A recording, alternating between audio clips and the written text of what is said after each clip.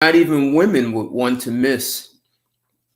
And this one, ladies, you don't want to miss it. You might hear some things that you didn't want to hear, except you always needed to know. So, tonight, Straight Talk, we come to you like always. We come to you live every Sunday. And we talk about relationships. We talk about social challenges. We talk about life. We have those tough conversations that no one wants to really have. And you know you'll find them right here every single time.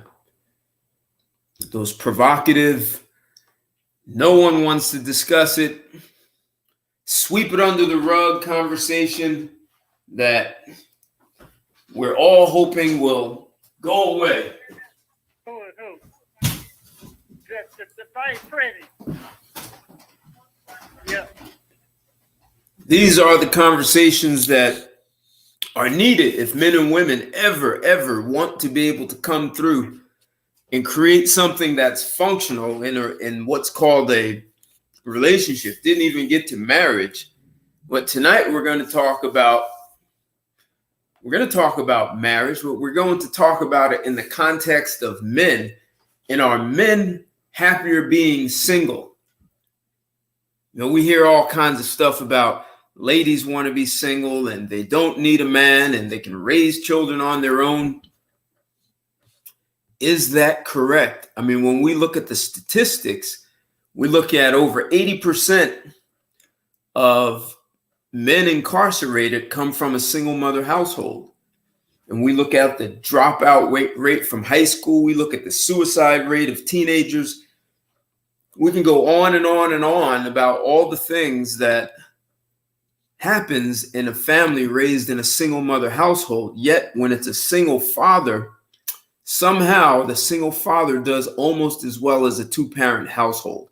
How is that possible? So, you know, we can talk about men as single fathers, but we really want to talk about, are men better off being single? The Robstagram, what's going on? Thanks for joining. And we always hear about women, what they need and don't need, and they can be married and not married. But we don't talk about whether men are actually better off being single. Are they? I mean, is that the best route? When you think about some of the other things, divorce rate over 50%, over 70% of divorces initiated by women. What's in a man's best interest? That's what we're going to talk about tonight. So let's get the likes up on this. I'm streaming on Instagram. I've got a call-in number at Blog Talk. And if you'd like to call in and join this conversation, the phone number is 323-642-1387. That's 323-642-1387. And you can call in and we can have this live discussion. Always love to have a few people, men and women. Like to hear your thoughts on this too, ladies. Don't be shy. Join us on this this conversation that some of you ladies may not want to hear, except it's probably in your best interest to hear it. So if you're joining me on YouTube, let's get the likes up. I always appreciate your support. I see you, Lando. Thanks for always joining. West Coast, love seeing you in the house. Your support for, I've got my Cash App in there and my PayPal. So any support that will allow me to continue giving you thought-provoking shows and engaging conversations about topics that are rarely discussed. And I see they're packing in at who are we at? Chief Jahan. Thanks for joining. Country Boy, what's up? What's up? Good to see you in there. And share this video. I'd like to get as many men as possible to join this. And any women who think that they really know men and don't need any input from men, and I think that's one of the challenges. Women have a sort of predetermined belief that they're smarter than men. They know us better than we know ourselves. They can tell us what we want without even asking us. And we've been doing that for decades. So let's tear the lid off of that presupposition and let's have a conversation about what is in the best interest of men. Thanks, country boy.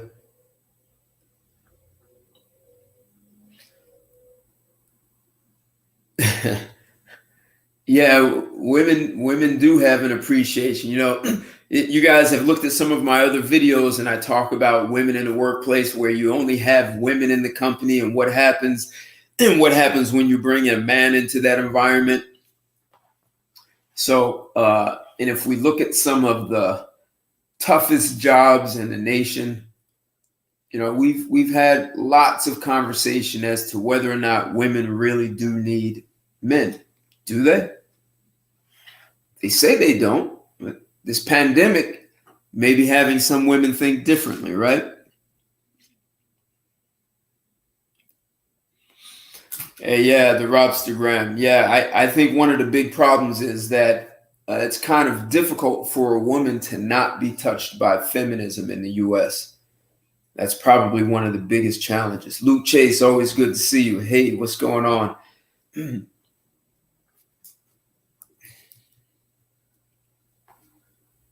So if you guys haven't seen it, I recently loaded a video. I hear a lot about how much I hate women, and when women attempt to take me on in these conversations where they're not as well versed in as well as they think they are. So you know how they go. You must hate women, and you must be gay. All this stuff that they come up with, and I did a video with myself and a woman who used to live with me, and very interesting. Love to hear your comments on the video. What are your thoughts? There may be some women who have a different perspective. I mean, I thought the video was, I'd say, kind of classy, right? It was we had some fun with it. Yeah, dildos don't replace men.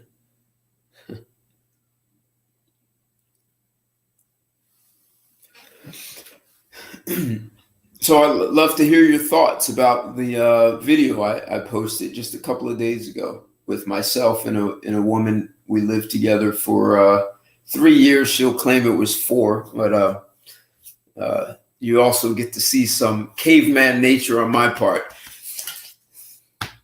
What women really like, and they don't tell you what they really like. And maybe this is the problem. They're talking about toxic masculinity, and maybe the problem is too many children are raised without masculinity. So want to take on this conversation tonight. Are men happier being single?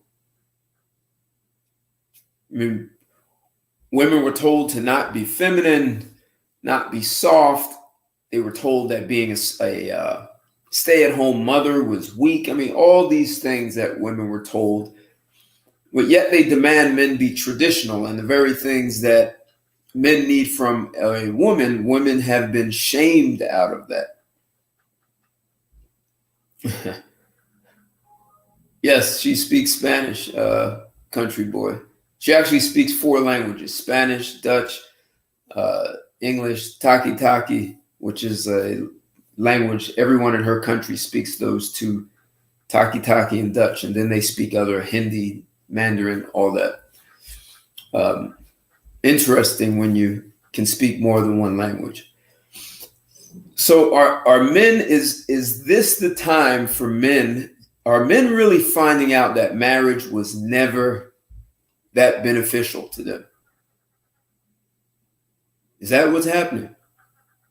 And women are about to experience a rude awakening about all the noise they made about not needing a man. This pandemic is showing that some women are not going back to work.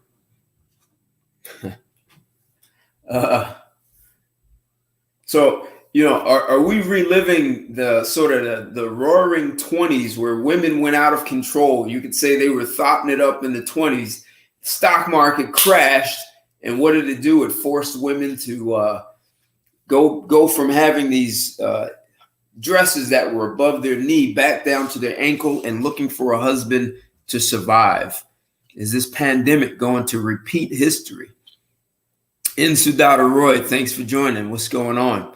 So if you guys would like to join in on a call, or if someone wants to join in on YouTube, let me know. I'll drop the link. Let's get the likes up on YouTube. I'd like a YouTube to catch us. Their algorithms will catch that. So let's get the likes up. I'm going to start taking some calls. We're going to take our first call from area code 870. 870, you're live and on the air with Straight Talk. What's your name and where are you calling from? Good evening, Ted. How you doing, man? It's boy Kendrick from Clark, Arkansas. What's going on, man? Good to hear from you again. Thanks for calling in. Hey, I see you saw the comment. I told that woman thanks. Yeah, I'm sure she thanks you. I don't know if she's listening, but she'll thank you, and she is attractive. She is. Oh yes, sir. That's a nice little catch right there, man. So you saw that. Any thoughts about that? What you saw in that video? Well, to be honest, but I ain't catch the last bit of it. I just caught a few minutes of it.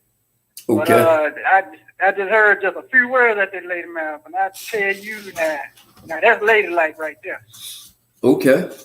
Well, I'm sure if you're listening, Miss Suriname, you hear you being spoken about. He said you're a nice lady right there. So you're earning a reputation. So yes, sir. You've got a dog. Right? What is that? You have a guard dog, man. What's going on?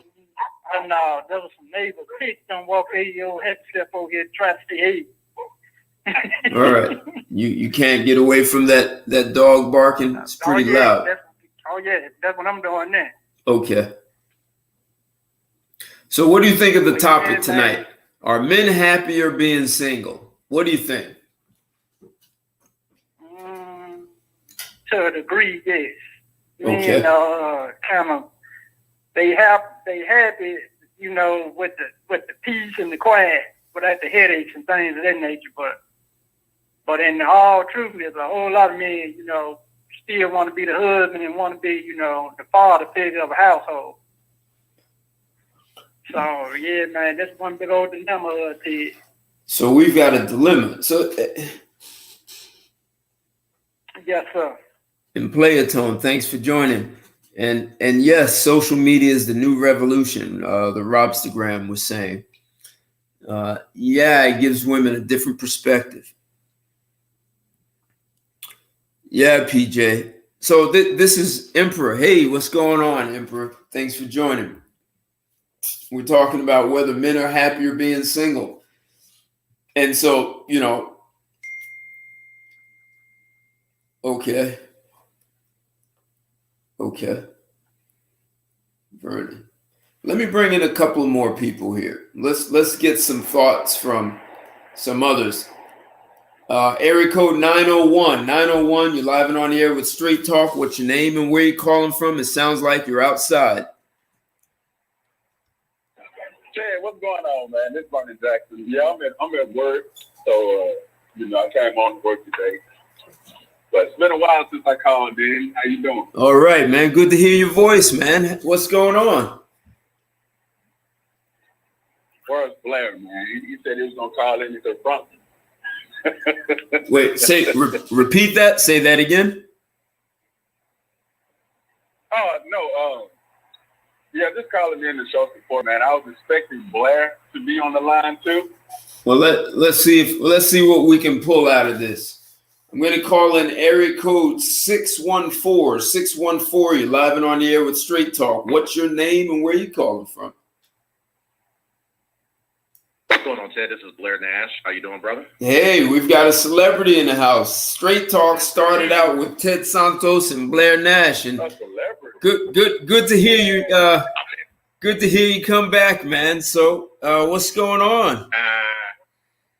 You know, they say you always come back to the scene of the crime, brother. So, yeah, we've been committing lots of crimes over here, so not everyone's so happy about them. So what do you? So you're still engaged, right? You even have a wedding date set up, right? Yeah, absolutely. I'll be I'm slated to be married November 7th. Oh man, we're counting down the days on you, man.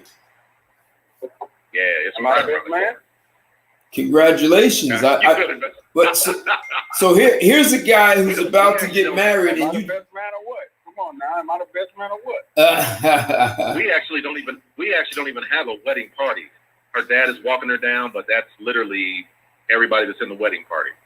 We had to kind of do some switching around. We originally were in Jamaica, but because of their laws and regulations, we moved it stateside, and now we're going to be in South Carolina. So okay, yeah, okay, all right. So Blair, you're about to get married in days. You're on the countdown. And you called into a show, Are Men Happier Being Single? So what do you think? What do you think of this title? Well, and I know this is going to shock people. I would probably say yes. Men seem to be a lot happier being single. I do know a very good number of happily married men. Okay. Although that number is not very large. Most men that I know, and I know a lot of guys, most men that I know actually seem to have more happiness being single. Being single and being married both have their pros and cons. So I think part of it is age. Is a guy who's 25 years old, out there just, getting it in, doing his thing. Is he going to be happy married? I would probably gather to say no, because, eventually he's going to feel like he missed out on something as a rule. Once you get to be, 35, 40, 45, you kind of look around and say, I've done all the tricks. I've gamed all the women that I could. It's that time. So, and still be, relatively young. So I think most men, are more happy married. Hence why you see whenever the subject of marriage, comes about, the majority of men, whether they be black, white, or whoever, the majority of men essentially lean towards like, nah, bro, I'm gonna just do my single thing. It's cool. If I meet somebody, great, but I ain't even trying to do that. So yeah. Well, it's interesting because I'm getting mixed results, like yes and no. People are yes and no, and Emperor, like, why do you say yes or no?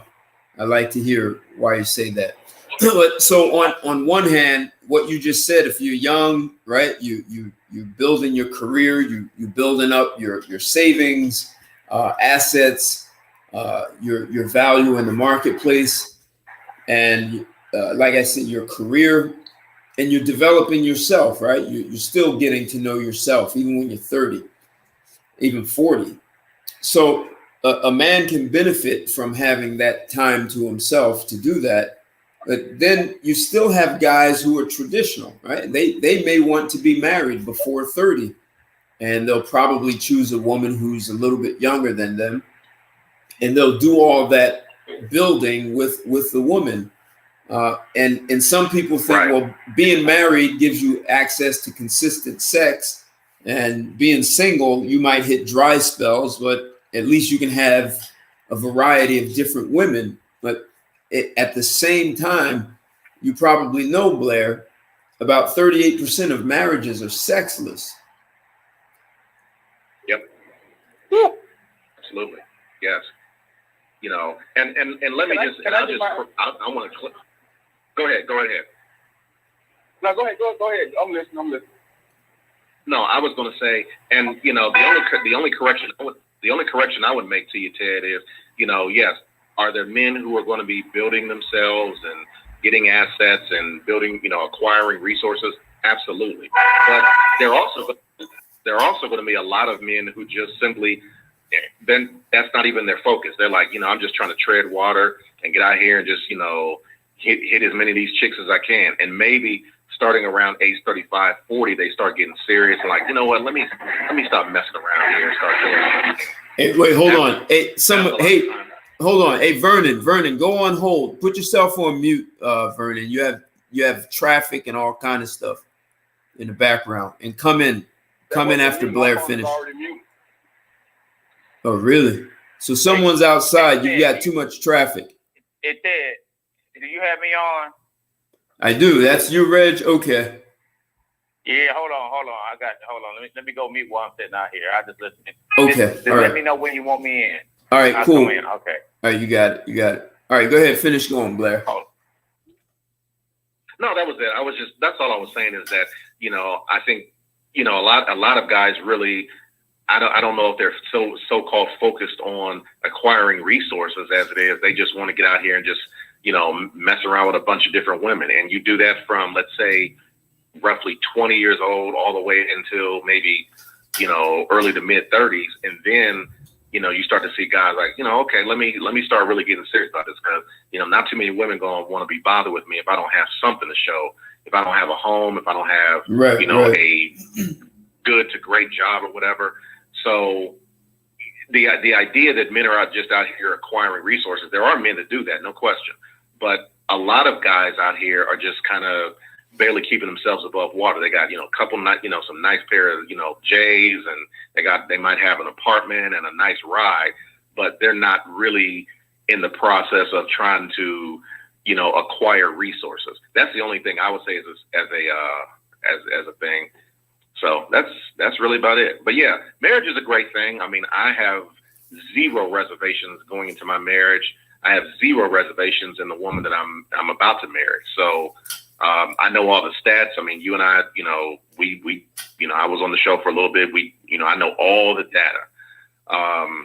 But in saying that, there are marriages out here that are prosperous, and marriage can be a great thing and can, kind of, and I hate to use this word, but force you to be a better man and kind of force you to look at yourself and, kind of step up and be a certain type of man. So, for the people who poo-poo it, I get it. I understand. I know more than 50%. And I know how, they say women change after you get, into a marriage. I hear all that. I hear all the barking, no question. But I do also think that there are exceptions out there where you can meet someone and go on and have a wonderful life together. So, but going back to the point of your podcast, I think most men prefer to be single, because they know that when you're married, you have all it's a responsibility and accountability.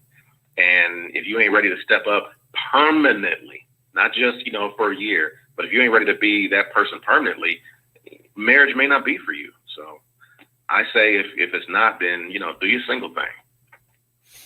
So some guys may be happy, and there are guys who really do want to get married. Maybe more than people realize. Oh yeah. And I think some guys are a little concerned about finding someone who really is quality. Right. That's the issue. Well, there are one of the challenges, and the guy Kevin Samuels has been really exposing that, is that a lot of women seem to think that they're entitled to more than what they actually are, right? So you ask a woman on a scale of 1 to 10, how do you look? And these women are saying 8s and 9s and 7s, and really they're 4s and 5s. And they believe what a man wants from her is that she has a great degree and a job.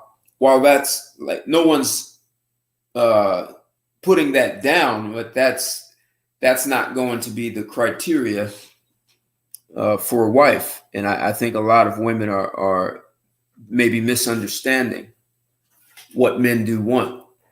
Can I check this out, Ted. It's kind of funny you bring that up because actually yesterday, remember I made that video call, What's up? Wake up call or whatever? Yeah. I talked to that woman yesterday. Me and her real good friend. And she kind of got off into that mode of where things between me and her went left, right? And she told me somewhere down the line you changed, right? Okay. And I told her, no. I never changed. I'm the same person. What happened was the standards were the same across the board, and you started to fall in line with that. And when you didn't line up, I backed off. That's all that was. Because at first, I was so interested in you to where I was, bending the rules for you kind of.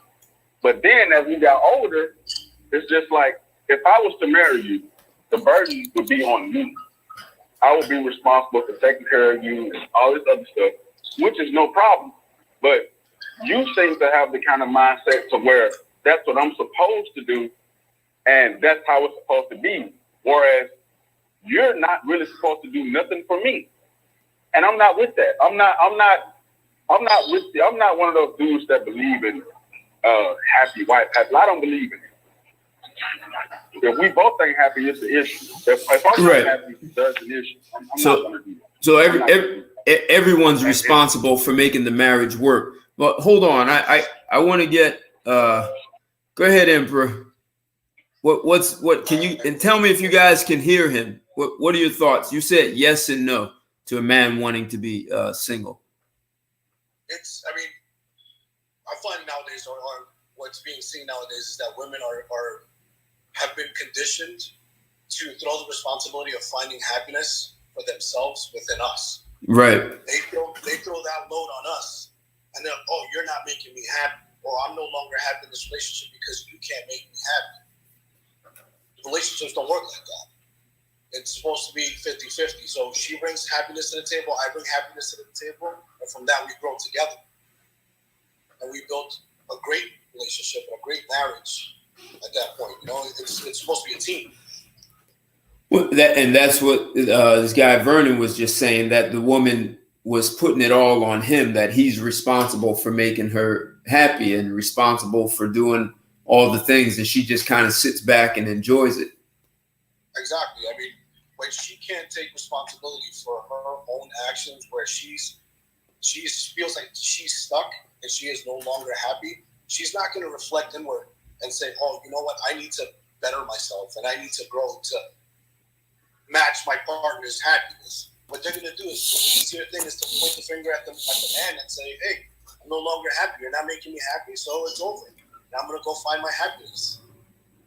With a new exciting new relationship, and until she repeats the same pattern. Exactly. Right. It's all an emotional trip, that they don't want to confront. So is that? I don't know everyone's age. Does it seem like this idea that a man is 100% responsible for a woman's happiness? Does that seem like it's becoming more prevalent in relationships? That's the trend right now. It's a trend. It's a trend. Is that? I'm asking everyone else. Are you guys seeing the same thing? Well, what's happened, Ted, is I gotta get these YouTube videos out because I have all this stuff swirling around in my head. Like, you see women talk about what men don't want to do, right? Here's the trick, and women haven't figured this out yet. It's not the fact that men don't want to do XYZ or buy you XYZ. Guys that are actually having money, that have assets, that have resources, we don't care about buying you this little crap because we make money all the time.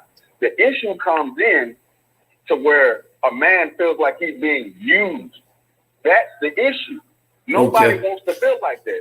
Don't nobody have no problem taking you out or buying you no nice dress, because if you're anybody like me, I like to see my woman happy. If I see something in the mall and I think she'll look good in it, I buy it for her. She don't have to tell me to do it.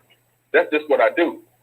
But I don't want to be in a situation where I feel like I'm giving and giving and giving and giving, and it's not appreciated or it's nothing being reciprocated back. Don't nobody want to feel like that. So then you come in these, then when you meet these women, you hear these stories about how she was talking to this guy. This guy really had to do nothing but have sex with her all the time. It didn't work out. Now you meet me, and I have to do X, Y, Z, and go get you the moon, and that's not enough. And I got to go get you the stars. Now that's not enough. Now I got to go get the whole damn sun. Like, nah, I'm not doing it. Okay.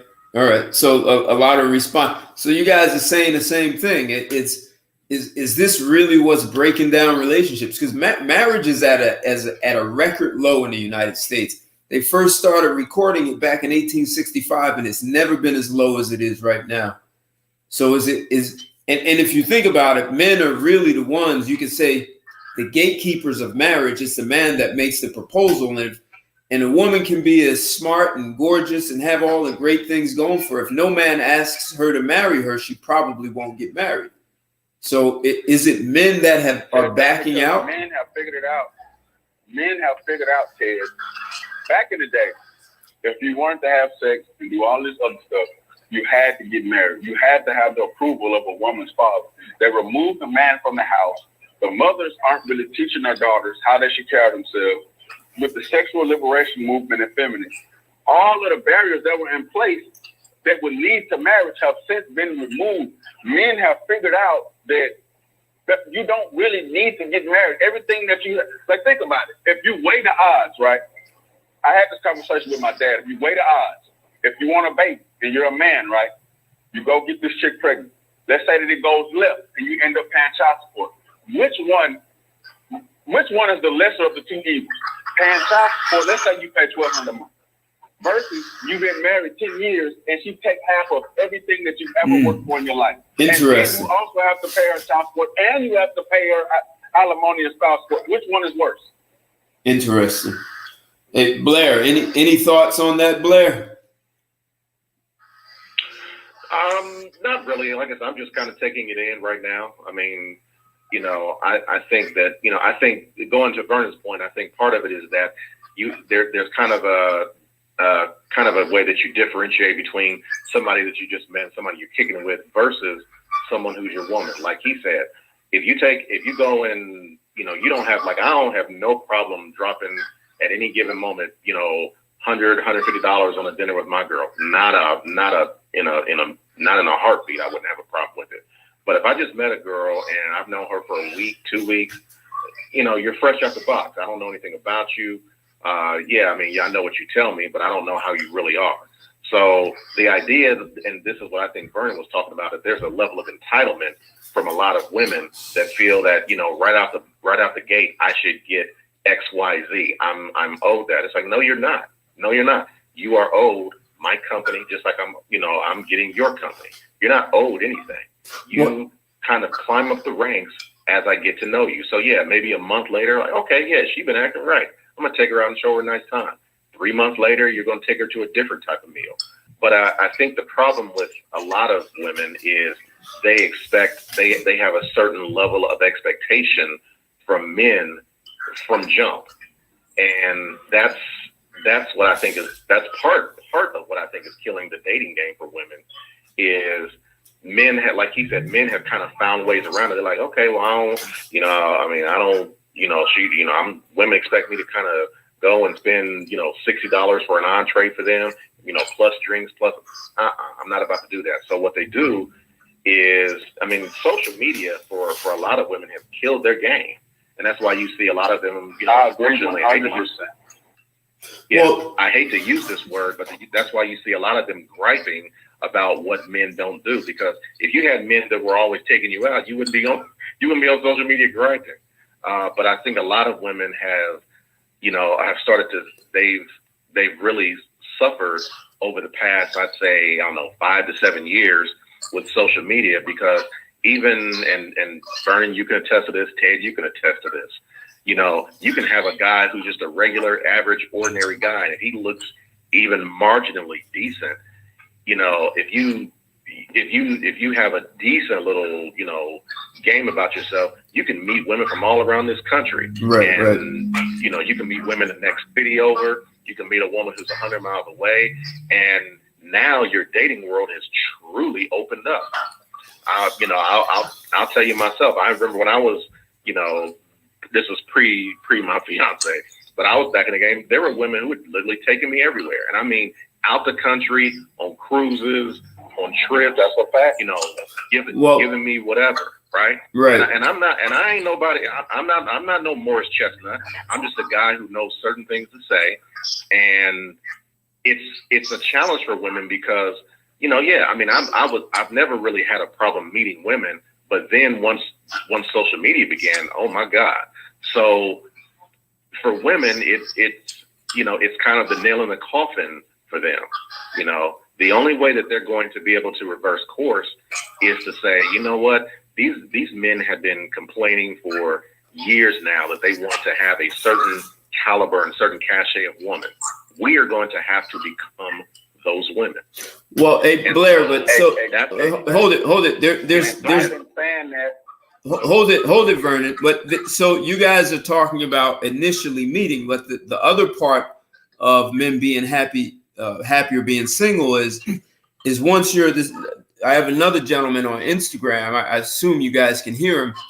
He was saying that even when you're in a relationship, the woman just all of a sudden says, you're not making me happy anymore, right? And it may be you're not taking me to dinner, or you're not buying me clothes, you're not doing the thing. Whatever she found exciting, you're not doing it. Instead of her being responsible for her happiness, she's making you 100% responsible. So from what you guys are saying, they're doing that right out the gate. Like, so you need to do all these things for me. That situation right there says that's because that woman has an unrealistic expectation of relationship, and as she has a warped, her reality is distorted. Like Blair said, this woman is looking on social media and looking at all these people on these trips and all this other stuff. Man, you talked about this. Well, I went through that kind of situation, but the difference between me and a lot of other dudes is, my shit is together. So when she said this, I said, okay, go make yourself happy. Come back to me and let me know how that worked out for you. When she came back, her replacement was there. And she's been upset ever since. Can you hear that? Right. Jim. So in my situation, I don't have to negotiate with no woman. I don't have to argue with you. If you don't do what I need you to do, you have to leave. It's just that simple. Like you said about the sexless marriages and things like that, I established that off the top. I'm not doing it. Right. When you're doing that, I'm not going to be disrespected. I'm not going to deal with none of this other foolishness. You can leave. And I'll place you. Gentlemen. If I may interject, I was listening to one of these gentlemen talking about social media had put the nail in the coffin for some of these folks there. But I want to add another attribute to the mix. If you got these jawline dudes that these women willing to cheat on and cheat with, dudes that they, like that brother said, they want to blow their back out sexually. She want to withhold it from that beta, but she, what I'm saying, she get it up to the man she cheating around with. And that's a big ass that's a survival tactic too. That's survival. That's survival. That's it. But that's a whole aspect of what's going on. If you know she out here doing all that, why is she getting married to? That's what a lot of dudes looking at too. Well, because she's taking advantage of your want for a fruitful relationship. That's it. You can't have it both ways. You can't have it both ways. Either you gonna be with that dude you will, or you need to go on out there with that dude to blow on your back out. It's just that simple. I think also that. Go ahead. See, but Ted, there's a difference between being happy with yourself as a person and bringing that to the table, or looking for happiness in material things from the other person and receiving that. So, I mean, buying things for the female and all this other stuff, or giving or taking, it plays a part. But if that's the only factor that's making her happy, then she's not a partner for you. She's not truly in love with you. She's in love with the material things. And, at the end of the day, the only word for that relationship is she's a gold digger. Okay. So she wants the thing about it is she wants her happiness paid for. Like she wants her happiness to be bought. and it's your responsibility to pull it out by putting all these things in front of me, and then I'll be happy. But if you stop that, so like, and I guess if we took for an example, you're with a woman and you say, hey, I want to start a business. That means I'm going to cut back on my budget and what I spend, or I want to buy a multi-unit apartment building that's cash flow positive. And if you stop buying the things, so I'm listening to you, Vernon, if you start investing in something else, and that means you have a different budget, and her happiness was predicated on what you bought her, she's probably going to lose interest and look for someone else to do that. And I get what you're saying. She sees all these other women on social media having such a good time, and she wants that also. So then why then that kind of sets up a playing field for men to just pump and dump. That's right, Chief. Right. That's Ted, exactly right. Ted, most of the stuff women complain about, man, they are the authors of their own destruction. If you look at everything that they complain about, men not being committed, why would I commit to you if I already got what I wanted? I wanted nasty sex from you. I've already got it. You complain about men not getting married. What's the point of getting married when I'm already having sex with you and I already have a kid with you, and the worst that can happen is you take a portion of my gross earnings? What is me paying child support if I make $150,000 a year? It's nothing to me. Point blank. It doesn't mean anything. Hey guys, hold on, guys, hold on. I want to bring in two more, and Reg, whenever you're ready, jump in. So I want to bring in area code 415. You're live and on the air with Straight Talk. What's your name and where you calling from? And 857. I want to bring you in also. So 415. What's your name? Hey, Ted, it's Alex calling from Santa Rosa this time. It's about an hour north of San Francisco. Cool. Thanks for calling. What's up, ahead. Alex? And hold on. 857. What's your name and where you calling from? Hi, guys. It's Gidget. We have a woman on the line. Check that out. Hey, it is. You know. Hi. Wait, hold on. Are you down on Boulevard East, across from the Galaxy? No, I'm in East Rutherford. Oh, Okay. wait, why? No. I was asking someone on Instagram Live. I was just looking at the restaurant he's in. So anyway, I was being nosy, man. That's my restaurant in East Rutherford called Cafe Capri. All right, cool. Is that your place? Yep. Oh man, what's the name of your restaurant? It's called Cafe Capri. All right, cool. Cafe Capri in East Rutherford. Good. All right. So Alex, what are your thoughts on this? Be your best man. Alex, you have me on mute, Alex? My thoughts so far. I like the anecdotes. Very interesting. The guy, I didn't catch his name.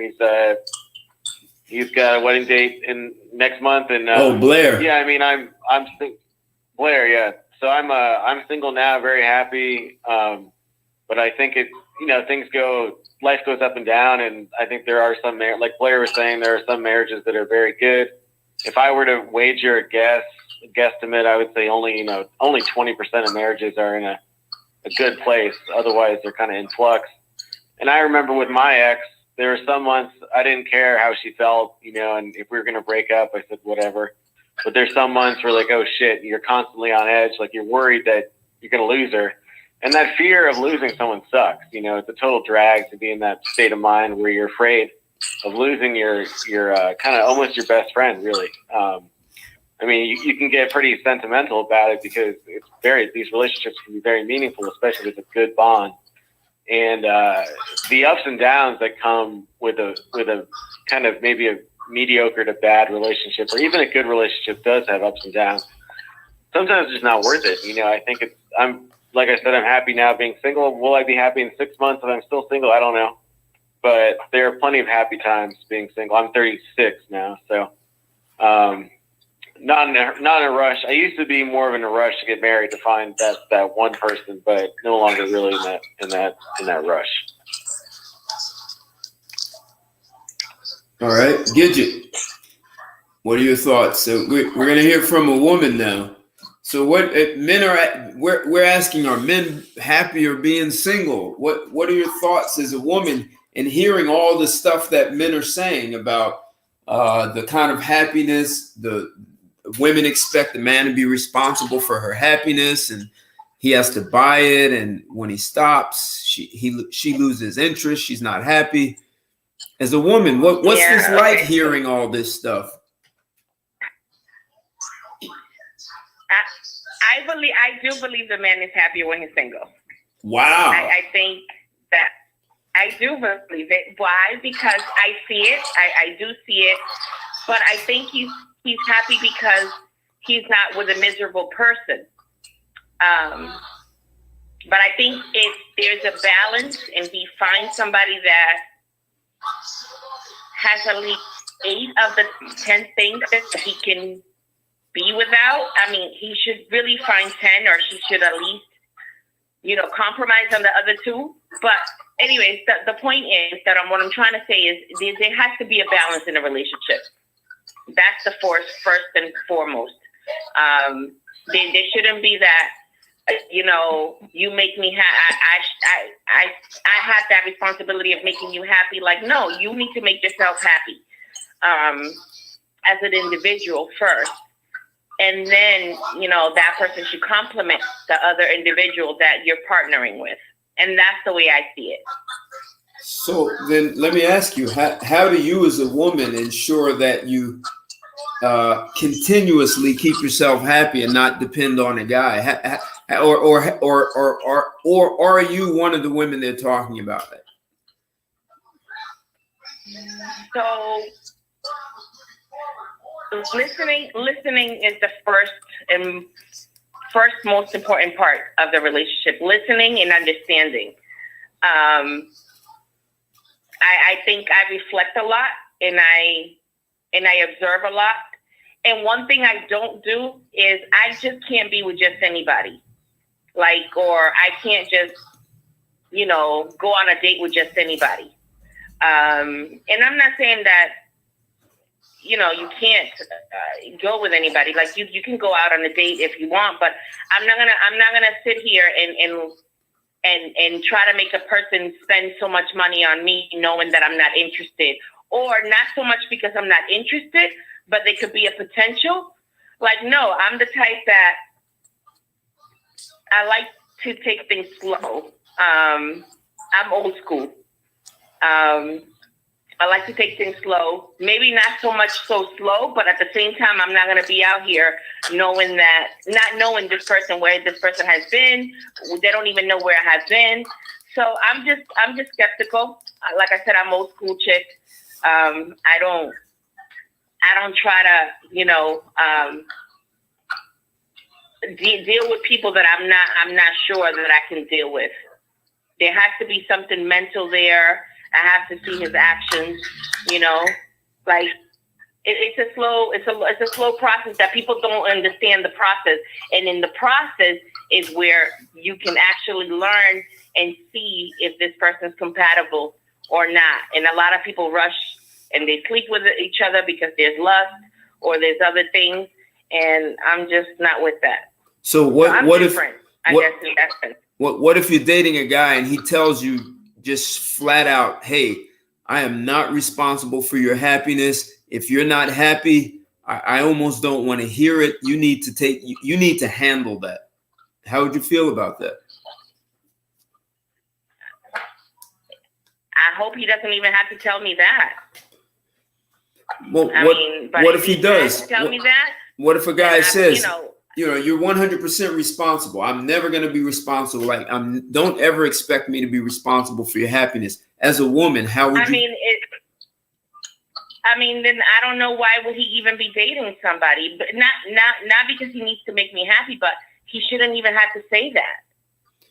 You get what I'm saying? Like, if you're interested in somebody, you wouldn't even have to say that. There would be a want to at least not so much make her happy, because it's not about making her happy, but it is a want to please her, and the want for her to please him should be there also. So don't get me wrong. Whatever I'm saying about the man, I should expect the woman to want the same and give the same. So the correct word, should. The reason that would be said is because a lot of people don't.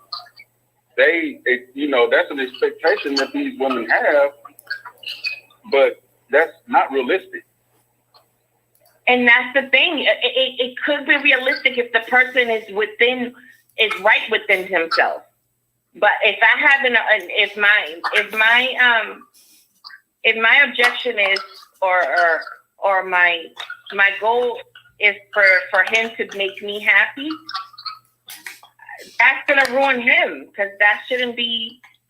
I shouldn't expect him to make me happy. Like, I need to be happy within already. Look, right? I get that. Can I say something else too? Go ahead. Huh?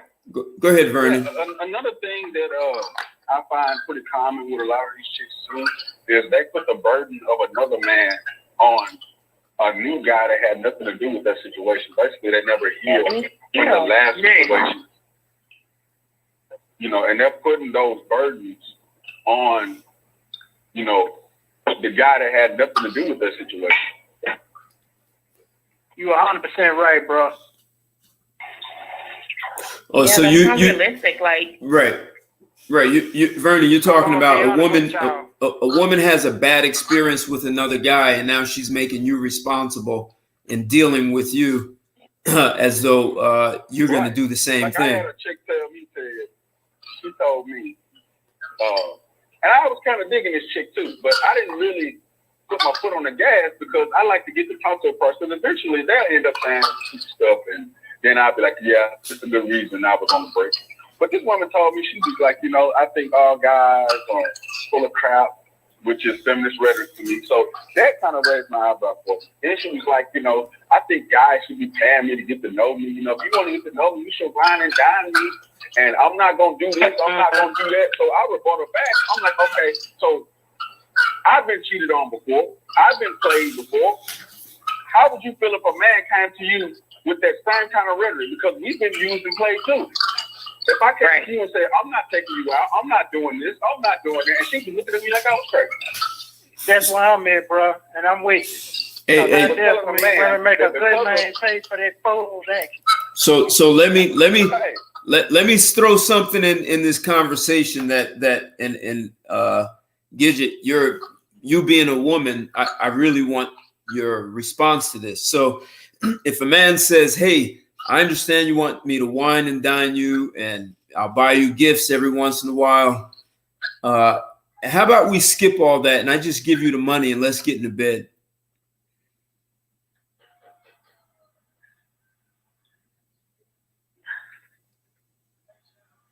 yeah, that wouldn't fly with me. What do you guys think? I know he's not his intentions. Then where's his intentions? Like, am I just a sleeping part? Am I then let's just call it what it is. Well, like, you can't.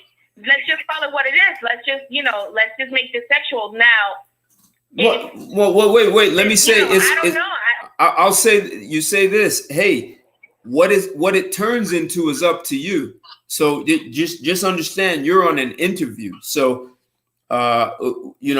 if I want to go out and eat, I'll invite you if I want you, but I'd rather just give you the money instead of playing all these games and jumping through hoops. Here's the money. Let's have sex.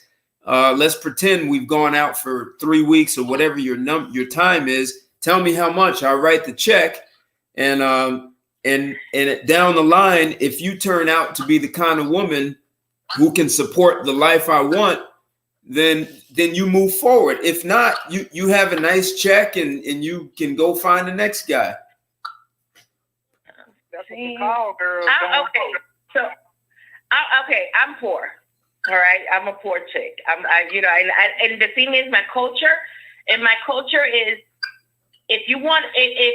if that's all I want from him, then it is what's gonna be.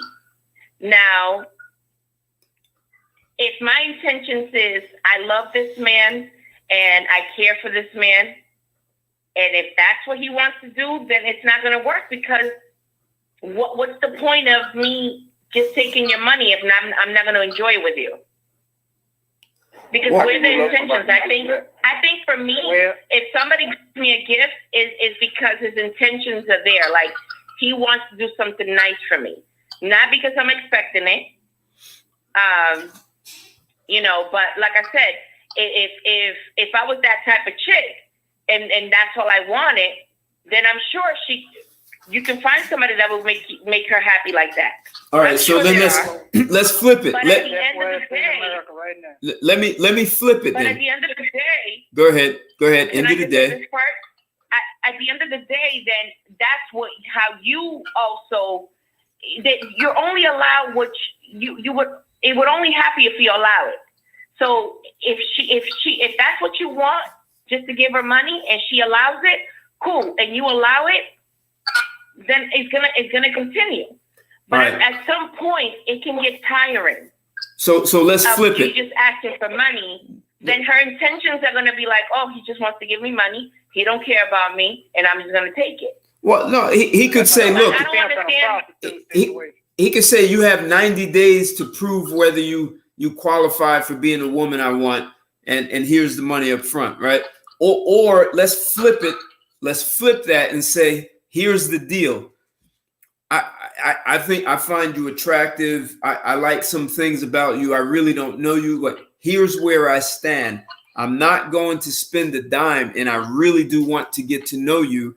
And if you're the woman, if you're the kind of woman I want to be around, then I'll start spending money. But just don't expect me to spend anything. Let me get to know you, and you get to know me. And if we qualify, if it's a match, we'll keep moving forward. And I'll decide, since I'm financing the relationship, I'll decide when I'm going to spend it. There's the flip side. What are you going to say to that? They not having that. They ain't having. Well, no. Hold, Vernon. Let's hear. So if that's the case, if I'm really interested, yeah, then you should be fine with it. Okay. My man, Emperor, is chilling in his restaurant. What are you're sitting in silence. At the end of the day, it is what am I doing? So I have an example. This guy, we're really just good friends, and a lot of people think I'm his wife. So if we go out, I'm like, oh, that's your wife, and because we really bond, right? We really bond. But I pay for my stuff, and not because and not always. He'll pay for some stuff or whatever. And I'm interested. Like the attraction is there. The attraction is there, but there's a history of I don't like his lifestyle. But it's a long story. But the point is not because I don't like his lifestyle. It's just because it's just I'm in a different realm mentally. So anyway, but we get along. But with that, if I need to pay for my stuff, so I don't want him to make him feel like he owes me or whatever. Because I know we like each other, and I know he likes me. Okay. Like I'll pay for my stuff because I don't ever want him thinking I'm using him. Right. You get what I'm saying? Yeah. Keep going. And Keep going. But most importantly, I don't want him thinking that because he's paying for something, right? Because he's paying for something that is gonna make it easier for him to just get the cookie or whatever. You get what I'm saying? So there's always a balance. There should be a balance, and my balance is, we're, and if I need to pay for some stuff for his or whatever, like, because we're friends, there's no sexual piece to it, because the sexual part will change the dynamics between us. You know what I mean? And it always does. That always changes things. And I think, and that's the other part that you have to talk about, Ted, that, everything can start fine, but as soon as sex gets in the picture, it changes the relationship between you guys, So, the sex is big. The sex part is big. If that's all you want, then that's all you're gonna get. Then then it should be just that. But if you want a relationship, why y'all laughing? You said your name was Gidget, right? Yes. Okay. Yes or no question. Yes or no. Yes or no. Is sex an even exchange between men and women?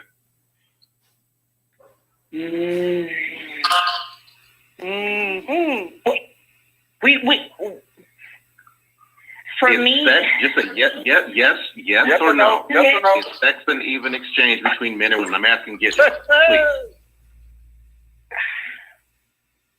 It could be. Definitely not. It could be. Okay, so I go out and I meet a woman. Let's call her Keisha. I'm attracted to Keisha. I want to have sex with Keisha. Is it an even exchange? But so, what was the exchange towards her? What was the exchange when you took her out? Gidget, listen to me. I said, is sex between men and women an even exchange? Yes or no? Okay, so can I explain something? You don't need to explain anything. Yes or no? Very Yes, simple okay, question. so, Is it an even exchange? Yes or no? So it depends on the mentality, though. No. I didn't say mentality. I said. Okay, I know. I meet a woman. I don't. Hear me out. I meet a woman. No other stuff. I've known her 10 years. I've known her 5. I meet a woman. I want to have sex. She wants to have sex. Is sex an even exchange? Yes. Okay. Thank you. Yes. All right. Thank you. Two pigs and a goody sack. So then let me ask you then, if sex is an even exchange, why are men paying for dates? Oh, that's an interesting. That's what I wanted to ask you, but I didn't want to take over. I didn't want to take over your show, man. And that's the part. So, and that's the part that I don't. And that's why I do what I do. That's why I be like, no, let's either go to a park, let's go walking, let's do something that is free. Why? Because I don't want them expecting. That with a man you actually want to have sex with, that you can actually see yourself with. You should say you don't see yourself being with this guy because of his lifestyle. Why are you investing all this time into somebody that you don't see a lifestyle with? That doesn't make sense. So wait, because there's not. It doesn't always have to be a sexual thing. There's other type of bonding. There's other type of There's different types of relationships, you guys. Well, not on this show. Not on this show. Wait a minute. We're talking about intimate relationships. I just gotta ask you. And I want to. Is it always about sex to you guys? Wait a minute. I want to ask this question, and don't lie. I want to ask this question. How many times since you've been knowing this man? How long you been knowing this man? So he's 2 years, almost 3 years. 2 years? That's 3 years. In 3 years, has this man ever taken you out and you had sex with someone else the same night? Yes or no? Let's be honest. Yes or no? If he had taken me out and I had no, not. Wait. Are you telling me in 3 years since you know this man? Wait a minute. Are you telling me you've known this man for 3 years? He's taking you out. You almost 3 years. All this stuff. I consider that romantic. I'm not going on no walks with no woman. I'm not feeling like that. Are you telling me you guys have done all of this and you have not in 3 years went on a date with this man, went on a walk with this man or whatever, and had sex with another man within 24 hours? Yes or no? Let's be real about it. So that's the thing. You can't assume you don't understand the dynamics between us. No, he's asking you. We're not worried about the dynamics. We ain't worried about I get it. So let me. So regardless whether I've had So my point This to is what this we saying, Gidget. This is what we saying. You playing games, Gidget. You playing games with this man. Huh? You know this man want to be with you. I'm not playing. So that's the thing. I just wanted to show you an example. Not everything has to be sexual. Okay, Listen, whoa, not whoa, whoa, everything has whoa, to be whoa. Wait, sexual. Vernon, time out. So I'm gonna ask a question. And Blair and I did a show where we discussed this very thing. If you're with a guy and you're interested in him, Gidget, and he does not want to have sex, what are you going to do with that guy? He doesn't want a relationship. So No. I'm asking you a general question. He's not talking about he's not talking about your personal friend. This is just a basic example. I'm asking you a question. Okay. If you're interested in a guy and he does not want to, he likes you, he loves spending time with you, he's single, he's available, he's heterosexual, and does not want to have sex with you, what are you going to do with that guy?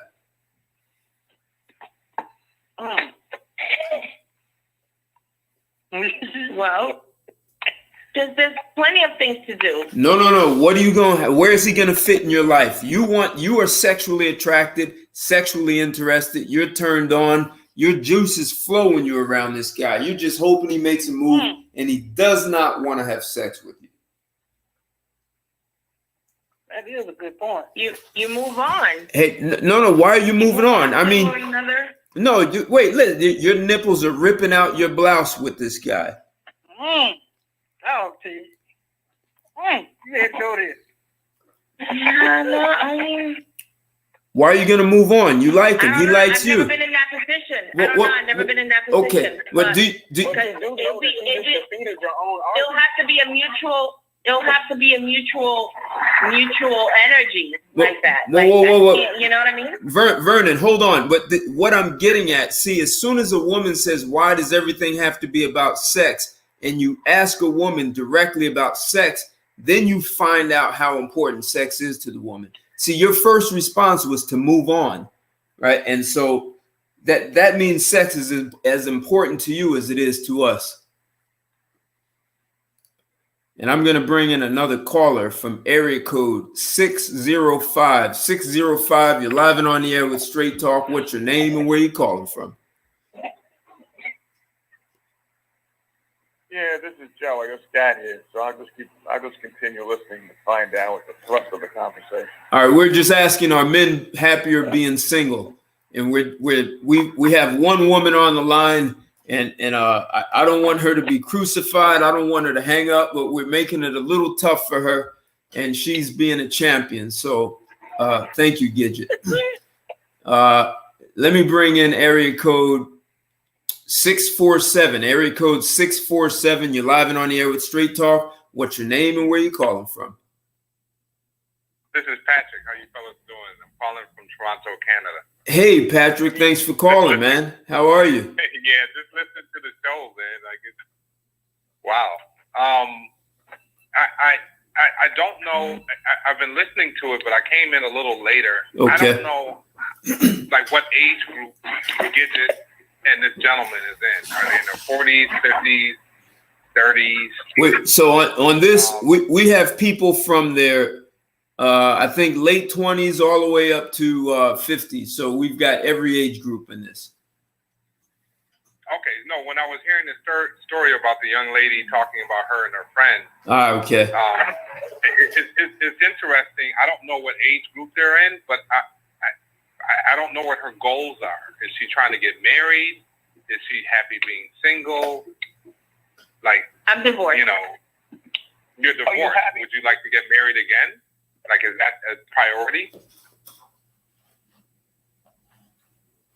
I haven't thought about it because you know, when you get through it, because when you go through a divorce, you know, your last thing of thinking is you're gonna remarry. At least for me, I wouldn't mind.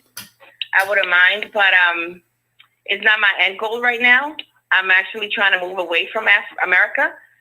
So right now, my mindset is moving away from America. Oh, okay. So you're not trying to get into any relationships or entanglements where no, the gentleman is no. not trying to. Okay, all right. I get that. No, he has other girls. He's divorced as well. He's older than me, and our bond is pretty dope. The only thing, like I said, is his lifestyle, but not because of that. But he doesn't want a relationship either. So he has his to go to feel that. Just FYI. Are you sexually attracted to him? I mean, Nope. yeah. Nope. I'm attracted. I'm attracted. I am attracted to him. I wouldn't lie. I don't think I wouldn't be spending time with him if it wasn't. And the only reason I have been spending more time is because we have a mutual interest. We have a mutual interest right now that we're dealing with. But not only because of that, but since COVID hit, I'm going to get my hat. I haven't been with anybody else. So. Reg, go on mute, Reggie. Oh, okay, my fault. Hold on. I walked in. My fault. All right. I know you're at the MMA fight. I can hear it. There you go. Reggie's always on. All right, go ahead. Keep going. So no, that was it. I just wanted to let you guys know that he does solve his issues with other females, and he doesn't want a relationship either. So I think that's one of the things that I was like, okay, he doesn't want a relationship. That's what he wants. And if I know that's what he wants, then I do remove myself, from that. So are you hoping? Are you hoping? We have spent time with him. Are you hoping he comes around? Are you hoping he comes around and wants a relationship? Then? I'm not hoping for anything. Okay. You say he just a friend. The question was, are men happier single? Have the men answered that question already since I'm coming in late? Or we've got yeses and nos. It depends on the guy. Like Blair said, it depends on the guy. If you're a guy that's been playing the field for a long time, I'll tell you, the shit gets bored. So you might want to get married. If you haven't had your field, you're out there doing your thing, you're after your thing. It's just that simple. Yeah. I mean, that's it. But I think there is a trend towards men opting to be single. I think it's more of a trend. Probably in the last 10 years, I think men are starting to say, hey, let me work on me, Well, let me travel, let me go, right. Let me go back to school, let me start my business. And they're focusing kind of on their goals as opposed to especially those men who have already been married and are out of marriage.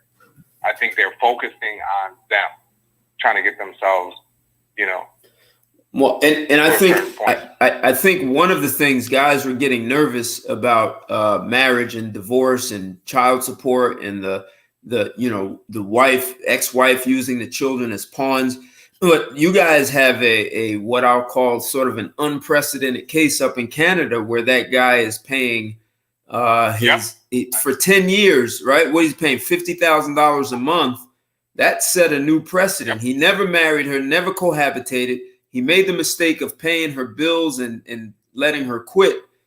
He put that on himself in reality, but he's paying the price. And I think guys are getting a little nervous about some of these cases that are coming. It's a bad business deal, right? Right. So if you were to take that business deal, a marriage business deal, and I were to bring a contract to you and say, hey, I got a business partner, but if we break up the business, this is what they get and this is what I get. Let's say the children being equipment and or something or whatever. Right. You tell me I'll be an idiot to sign that business deal. And I think men are starting to realize this, or they have realized this deal sucks.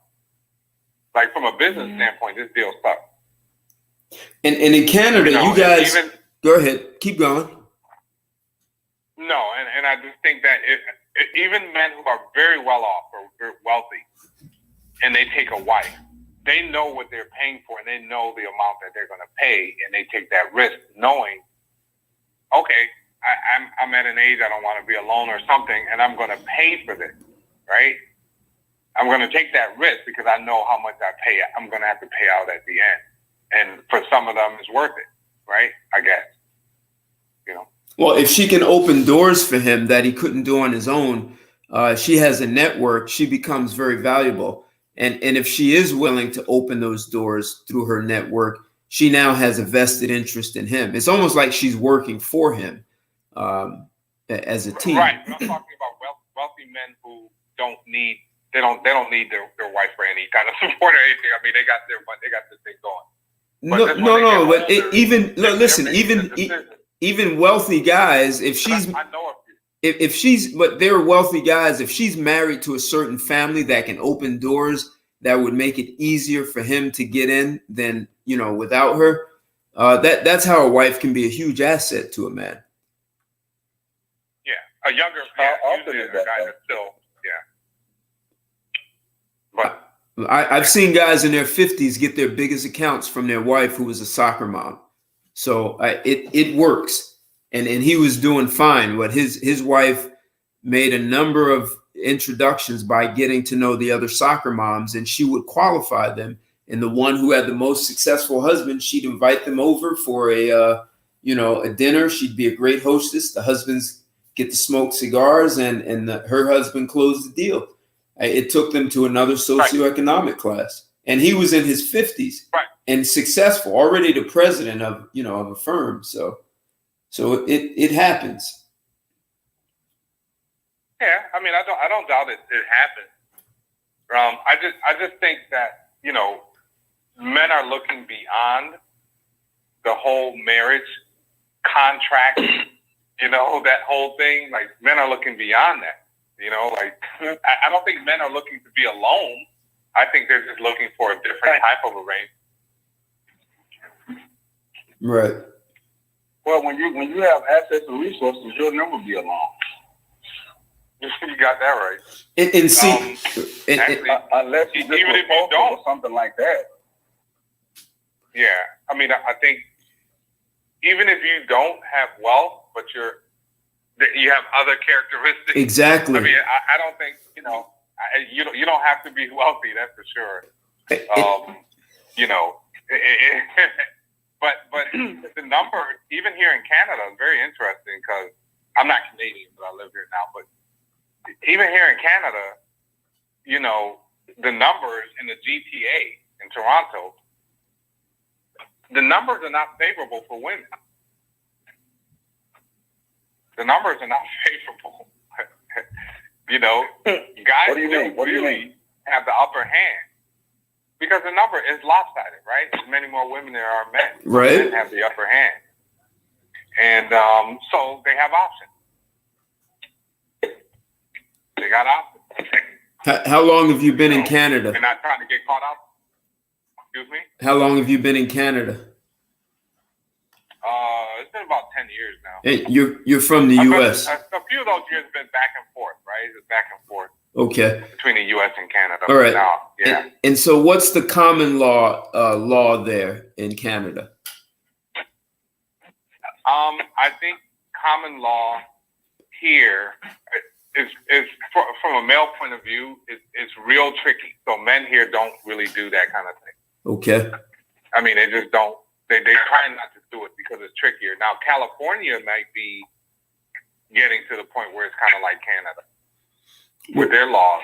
What is it? Is it 12 months though? If a man and woman live together as a couple, it's your common law marriage. I think it's. I'm trying to remember. I think it is 12 months. 12 months. All right. But it's just the law around that, right? So it's not just how long you've been that you're living together and now you're common law. It's like, but when that happens, what she's entitled to, that's the thing that you know what I mean? Right. It's 12 or 18 months or 2 years is what she's entitled to. That just Right. So a lot of guys get out after 10 or 11 months so that they can, No, they're not even trying. A lot of guys they're not trying to do they're that. just avoiding it. Like either they're just going to go ahead and Either they're going to go ahead and get married and just roll the dice, or they're going to be single.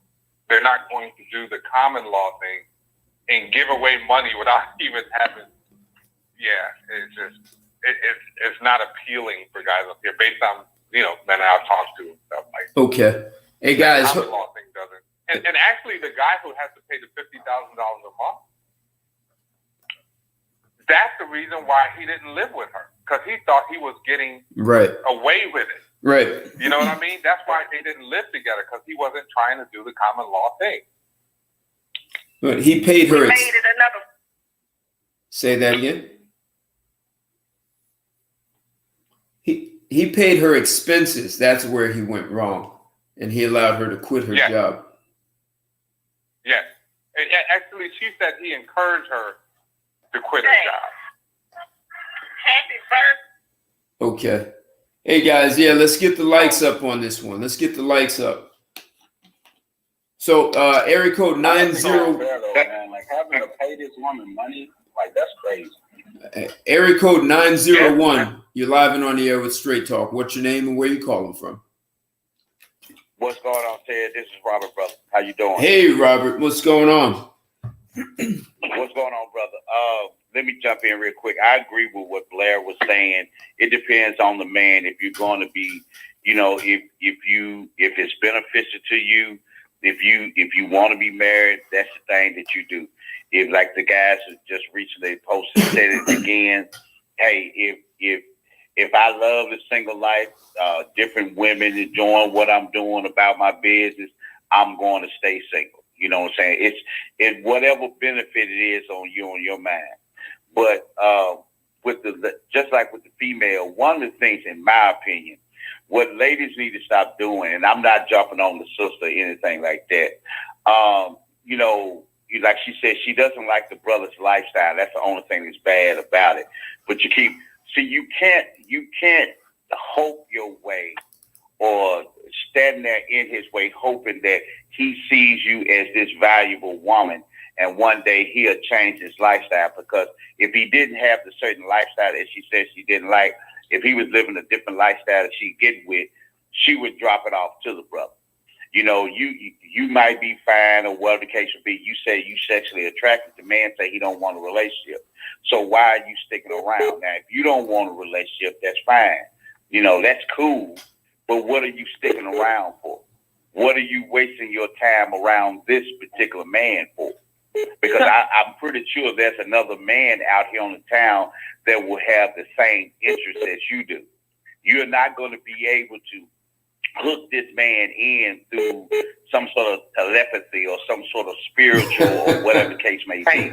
If the man is not the man for you, no matter how fine you are, and for me, I'm not saying you. I can only go by what you're saying.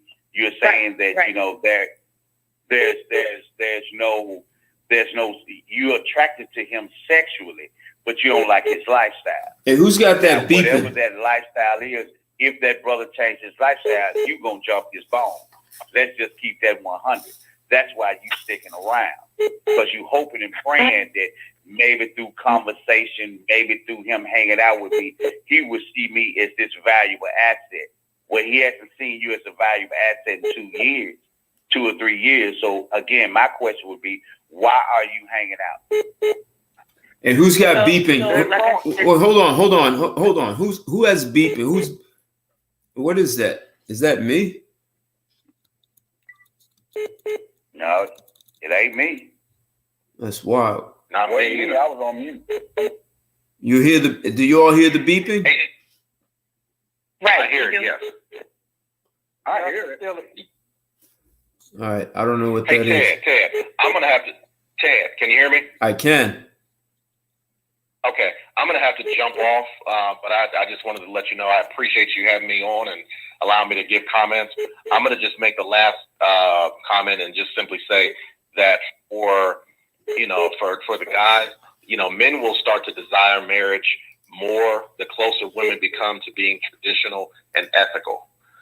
What has happened with women as a rule, as a collective, is that if you look back at how women have been over the past, let's say 40 years.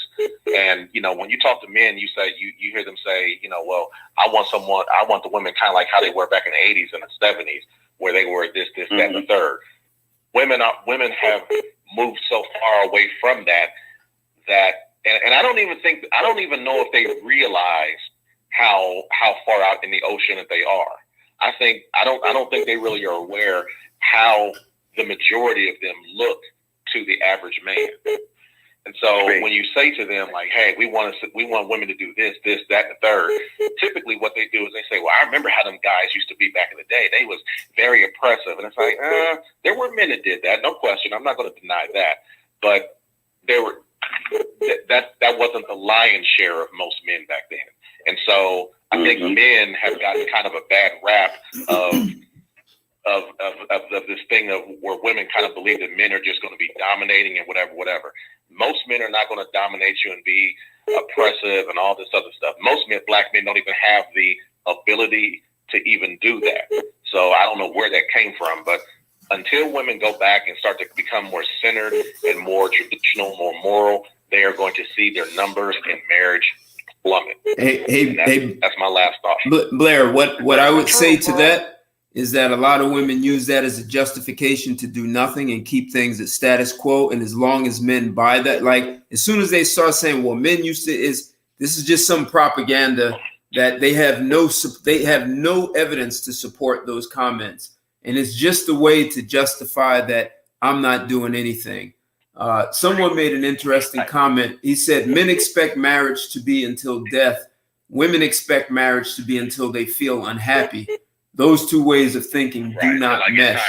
Yeah, that's true. Absolutely. Yeah, that's very true. I think what happens with women is they want men to have the responsibility of taking care of the bills and whatever and protecting women, but they want men to be traditional. They want a 1970s man or 1980s man, but they want to be more modern and be able to have an OnlyFans account and say whatever and have 7 and 8 and 9 tattoos and cuss and sleep around whatever and still be seen as a quality traditional woman.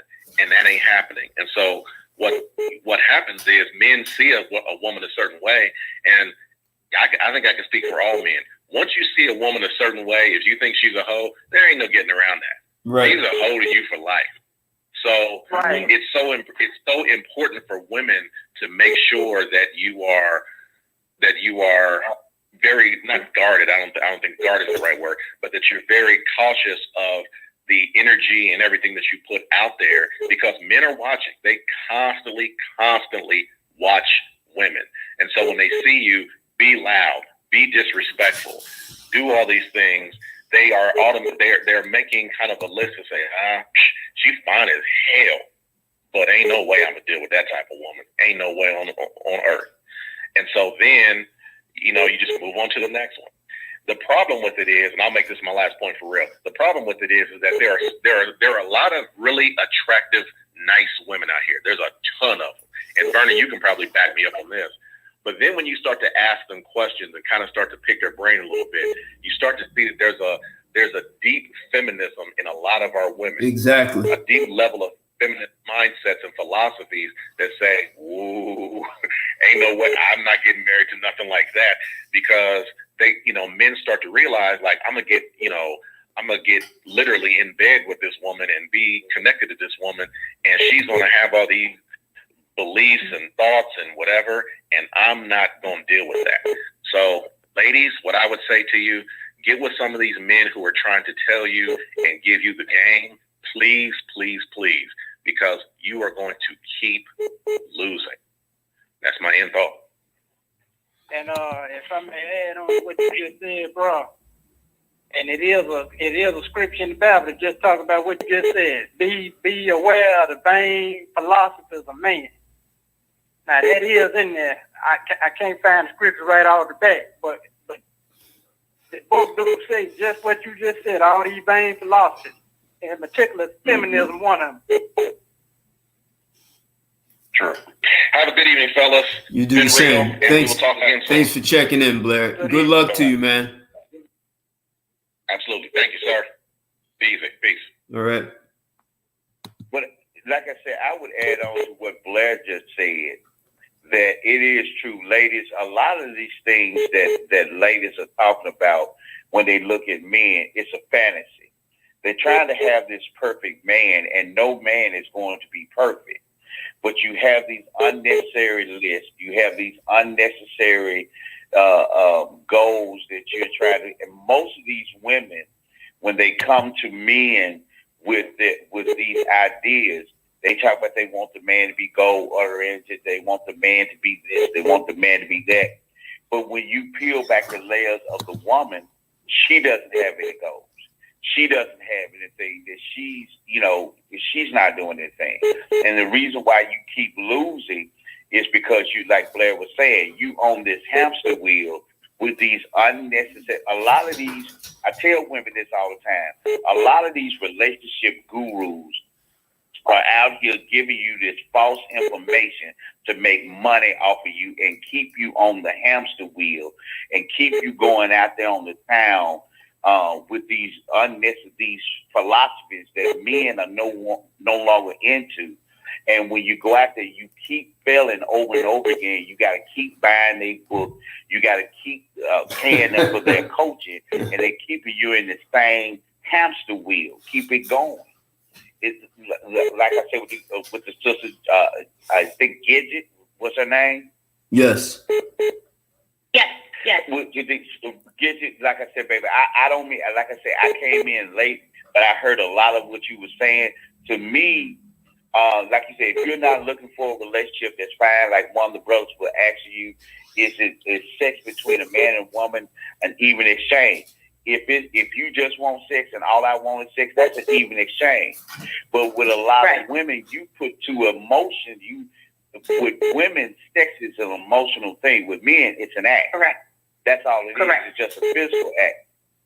So one of the reasons what y'all tried to do is you put too much emotion into the act of sex. If I give him sex, it means something. It means a relationship. That means we're tied. One of the things that women don't have to understand. Go ahead. Sorry, no. Please continue. What it was, a lot of times you're trying to tie sex into a relationship. If you have sex with a man, that doesn't mean you're in a relationship. That doesn't mean you're having a relationship. You know what I'm saying? Correct. A lot of people try to tell you women that your most valuable asset is your sexual body. Your most valuable. Ted told you yourself when he says you meet a woman, and if you have a network that can use me to help me build my brand, build my empire, that is your most valuable asset to me as a man, is your mental, not what's between your legs, because that's easy to get back. So if I get it, so again, my question is, again, there is no need of dealing with a man if you don't like the man's lifestyle. If you don't like the man's, so his lifestyle got to do with his mentality.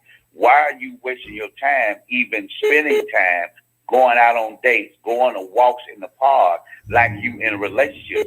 Stop pretending like that's a relationship that you said that you actually don't want. Mm-hmm. There's more to it between us than just walk. You know, I mean, obviously, I'm not going to walk in the park. I'm not going to walk in the park and whatever. That was just an example. But what I'm trying to say, are you making money? If you're in a business arrangement, are you making 6 figures? Are you making 7 figures? What is the relationship? Is it any money? Are you making big? Is he bringing clients to you? Are you taking clients to him? What is the relationship? Our relationship is just right now we're friends, but regardless, I think it has become more of a bond. What kind of like bond? I said, a sex thing. What is the benefit? What is the bond beneficial to you? Is it bringing you clients? Is it making you money? What is it doing for you? I mean, you learn, you grow with this person, but not like I said. I think our relationship is not only because of what we can, get from one another, but what we can, how can I say this?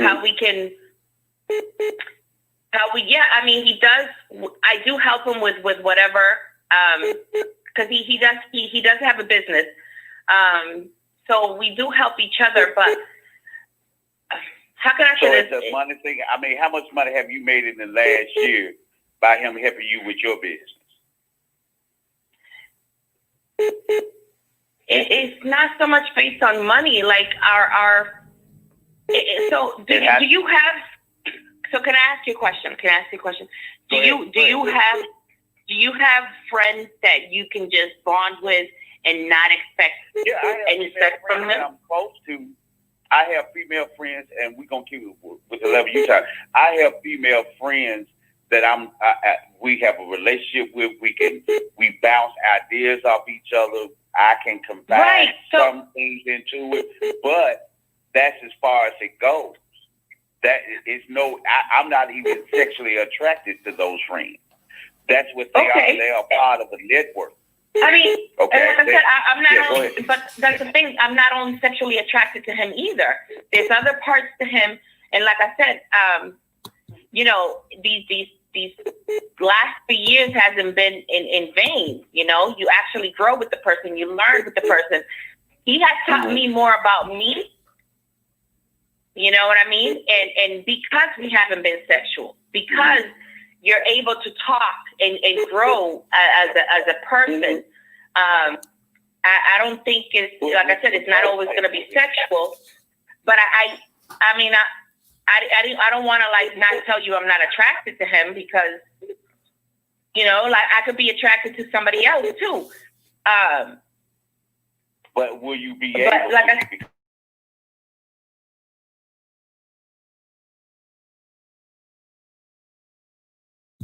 And yes, of course. Of course. Okay. And yes, of course. No, that was just an example that I made, but it didn't mean to, it was just an example I was using. Bad example, I guess. But no, I mean, what is the real relationship with you and this brother? Don't give example. What is the truth? Why? So he's helping you discover you by teaching you the game, talking to you about life. So this is the only male life, for you. Right. So there's no other male that can teach you this. This is your guru. This is your coach. No. I mean, there's other people that I hang out with. Like I said, when you're single, see, that's a different. I'm single. I don't have a definite, I don't have anybody that I can claim, or nobody can claim me. See, that's why, but are you sexually? Yeah. Wait, Robert, what are you looking for in this? I'm not really sure. What are you looking for? Because the topic. You know where I'm going. Go ahead. No, the topic is, are men happier being single? And I'm not sure what you trying to figure out something about him, about her, or what is it? Well, what I'm saying is right now, I was just, it's kind of confusing to me. That's one reason why, as men, a lot of men want to be single in some aspects, because women want to play the game. Either you down with me or you're not down with me. Either you want a relationship or you don't want a relationship. If I'm everything that you look at me as a man, what's the hold up? What are you holding up on? That's why a lot of men gone back to business, because a lot of times, not saying you get it, but a lot of times ladies always try to put themselves out there as the prize, but the man is not looked at as the prize. A lot of times you play the games, you talk about, well, I don't want to have sex, I don't want to do this, I don't want to do that. But then you wonder why a lot of times men just pass you by, and well, why didn't you look at me? Well, you wasn't really putting anything out there other than friendship. You didn't want to take it beyond that. That's what I was trying to get to, Ted. Go ahead. Okay. Well, just one thing when you were saying, Robert, I think people mischaracterize men and women when it comes to sex. So women is not. It seems like it's being emotional, but it's the difference between men and women is biochemical. It's the biology. Women secrete a lot of oxytocin, and it makes them bond. As men, you might interpret it as being emotional. It's not. It's just their biology. It's the way nature made us, right? So it made women want to bond with a man to have children with him, and then she gets pregnant. That oxytocin secretes, so she bonds with the child. Otherwise, she's going to abandon that child. You hear stories of women who were deficient in oxytocin and they abuse or even kill their children. Men secrete oxytocin, is just not as much, so we don't bond with women as fast. It takes us a lot longer to go through that. So it's not necessarily, we try to simplify it and say, well, it's just emotional, but it's just nature doing its thing to make sure we procreate. That's all. Yeah. Hold on. I want to bring in area code 609, and I've been playing around looking for what's making this thing beep, and I cannot find it. Area code 6. I know it wasn't me. Yeah. It must be on my end, and I have no idea. Someone's trying to call in, or so I can't see it. Area code 609. You're live and on the air with Straight Talk. What's your name and where you calling from? Hey, what's up, Chad? This is Anthony Knox. What's going on, man? Hey, hold on. I want to bring in another. Hold on. Area code 646. You're live and on the air with Straight Talk. What's your name and where you calling from? Yo, Ted, what's going on, bro? All right, cool. Hold on, Sam. Go ahead, Anthony. What were you gonna say? No, I was gonna say I missed the last show, or did I? I think I listened in for a portion of it. Then I had to get off. Okay. But I'm back tonight. All right, cool. All right, thanks for calling, Sam. What's we're talking about, are men happier being single? And so we've gotten some mixed comments on that. Yes and no, depends on where a man is and what he wants in his life. So what are your thoughts? Men happier being single?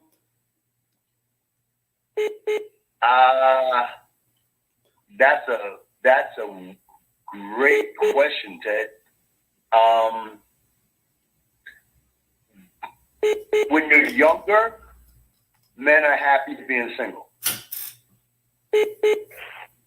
When you're older, in the prime years of your life, happiness could be misconstrued for content. Okay. Basically saying, I'm happy not to have to deal with the bullshit a woman gives us. Well, let me say one thing. One thing that a lot of guys were saying is, it seems like a lot of women want a man to be responsible for her happiness as opposed to bringing it.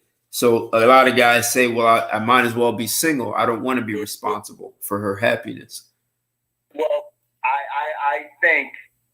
I think a man that actually says that is kind of foolish, because happiness is qualified in different realms.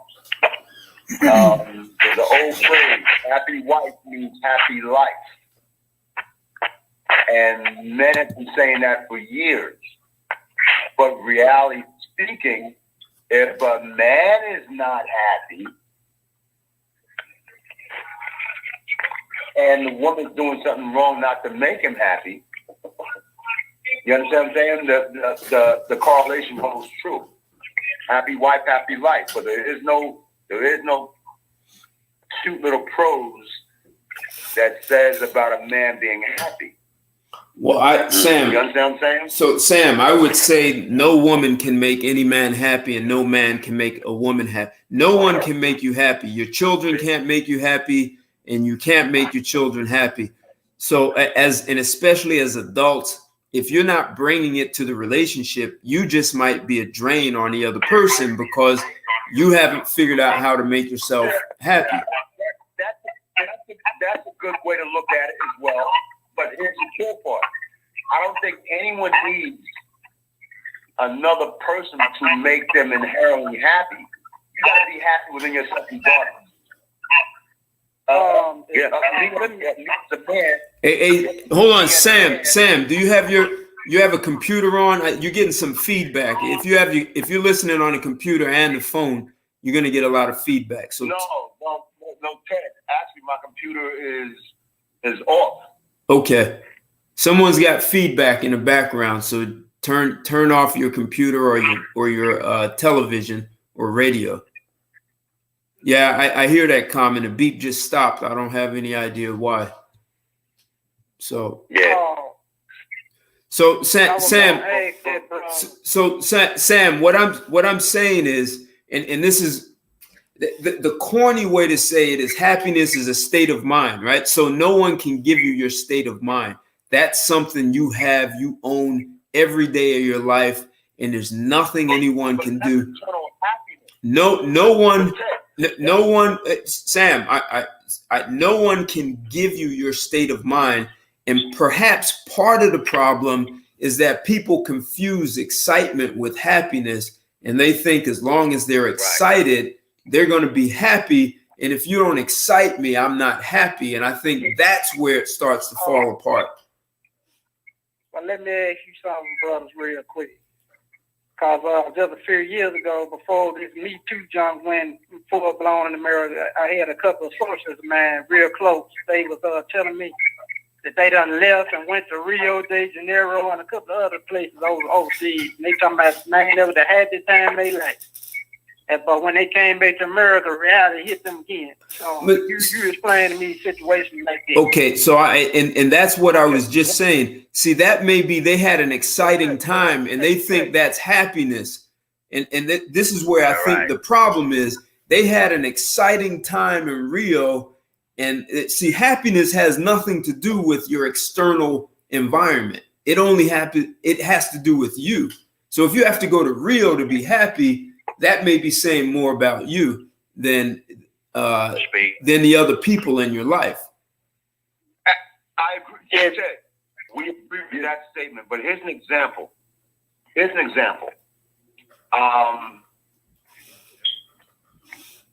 You can be happy if you are in a healthy relationship with someone else.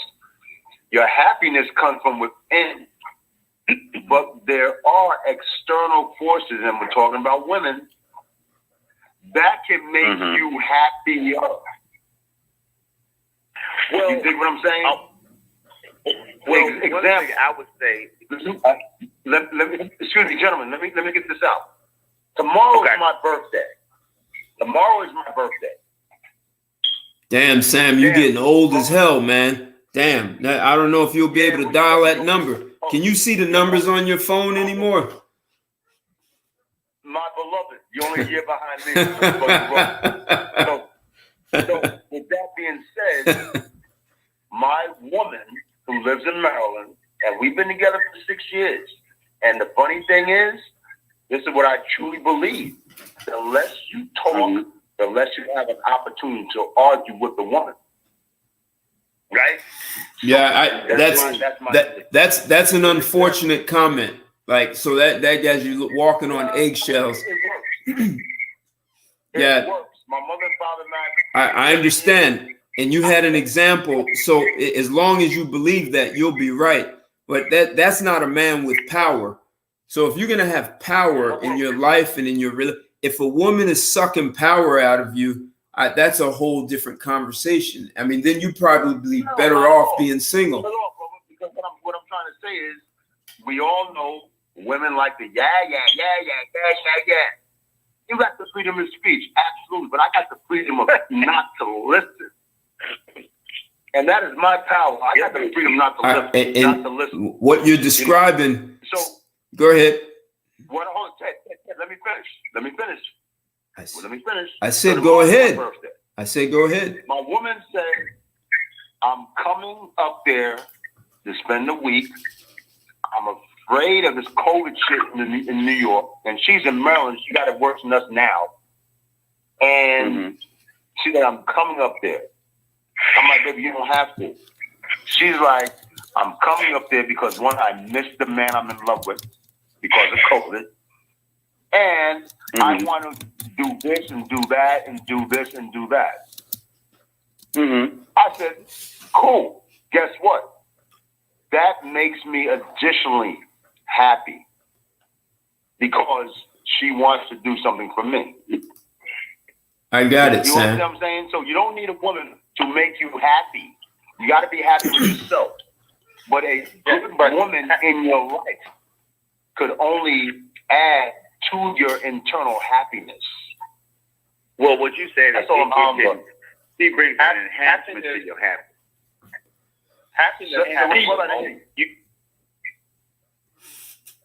Because you could be happy without a woman. You mean to tell me all your brothers in there never had a woman make you happy? Yeah, I done had a woman to make me happy, but I'm gonna be happy with me. I can be happy by myself. The woman brings an enhancement to my happy. She only enhances. If I don't have a woman in my life, I still love me some me. But I'm not going to say if because here's the thing about it. If the woman leaves me, now I'm depressed. Now I'm messed up. I'm no longer happy. You know, the only thing she can do for me is enhance it. Things that she do, like I said, your girl's coming to see you. Yeah. Go ahead. So basically, bro, what you're doing, you're agreeing with me about additional happiness. Because like you, homie, I love me some me. But that's why you here on the earth. I think what you're doing is you're just increasing your moment. Happiness happens in moments. It's not a thing that gets drawn out. It's moment. So all you're doing is you're increasing the moment of happiness, right? Happy. You can be happy just surviving. From how I see it, happiness comes from knowing your purpose for being on this earth. Once you start to realize your purpose, then you start to become happy, whether you're with someone or not. Absolutely. But some people gain happiness from different things, right? Some people like to go hiking. They like to be outdoors and camping. Those things give them moments of happiness, a string of moments of happiness, right? Other people, there are other things that make them, give them those moments. And I think when you get with someone, you're just looking for someone to increase those moments. Like you said, like the gentleman said, he had a discussion, on the phone. I agree 1,000%. Ted, this is so funny. I don't mean to dominate this conversation, but this is so funny. Me and my girlfriend had a conversation last night, and I said, you know what? You ain't ever fucking happy. You do things that make you happy, but you're basically not a happy individual. And she said, my woman, the woman that I'm probably going to spend the rest of my life with, actually said, what makes me happy, besides doing the things I like to do, like you said, hiking and all that bullshit. She said, what makes me happy is making you happy. And when she said that shit, I'd never heard a woman say that shit before. I've heard a woman say that shit sexually, but not just generally.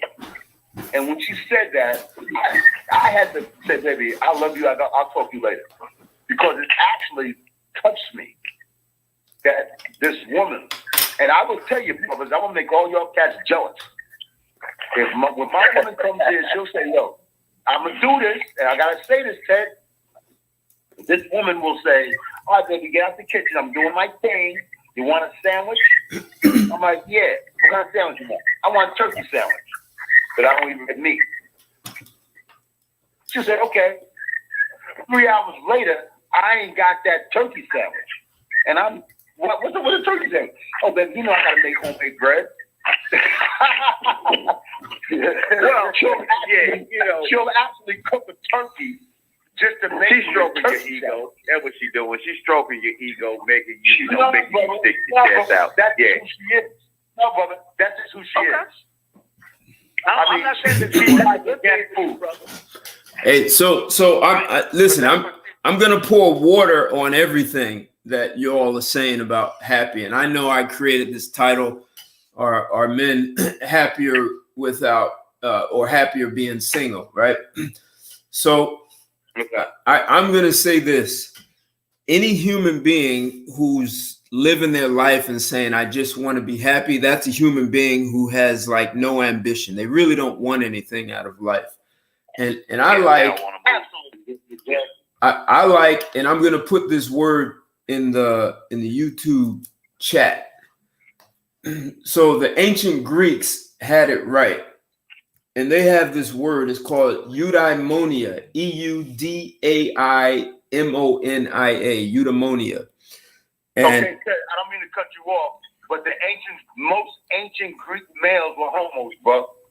all right, I'm not sure what that has to do with what I'm not sure what that has to do with what I'm about to say. So that has no relevancy about ancient Greeks because they stole this shit from Africa. Okay, that's a different. I want to hear what he has to say. That's a different podcast, man. That's a different perspective. That's a different podcast. So, eudaimonia, a lot of people in today will think that, oh, that's just about being happy, but it's really not.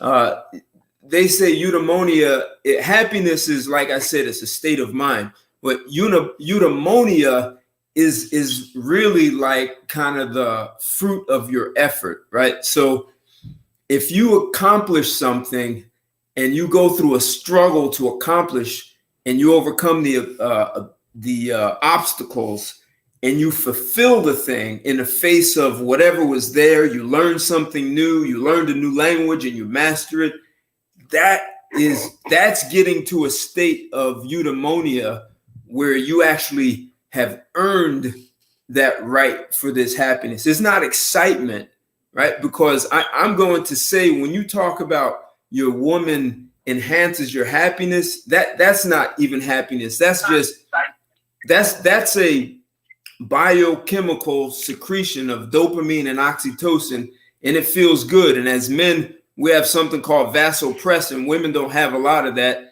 And vasopressin is like nitrous in your automobile. It enhances everything. So I'm saying this eudaimonia is something that you actually earn, this sensation of accomplishment, and it comes out of a struggle. It's like if you go in the gym and work out, and over time you see yourself bigger and stronger.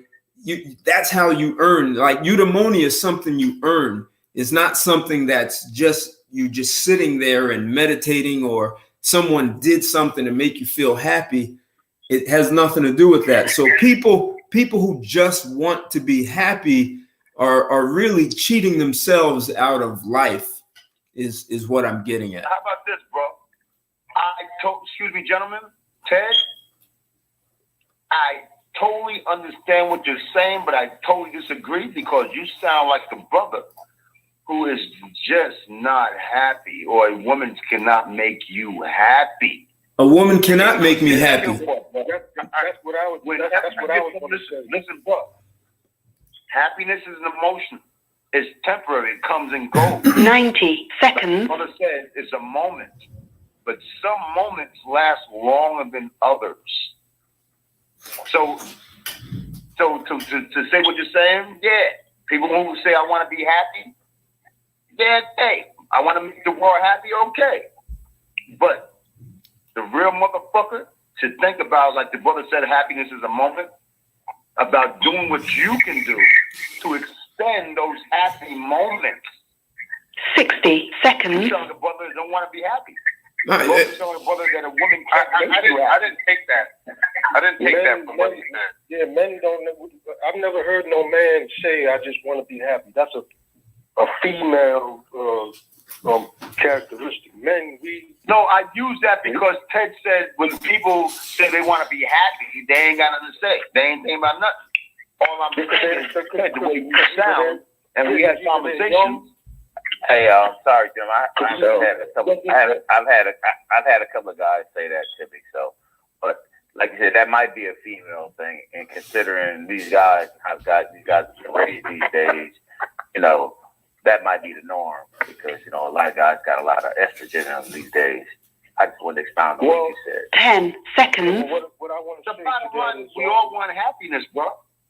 Yeah, baby. Well, to some degree, that's something that a younger brother would say.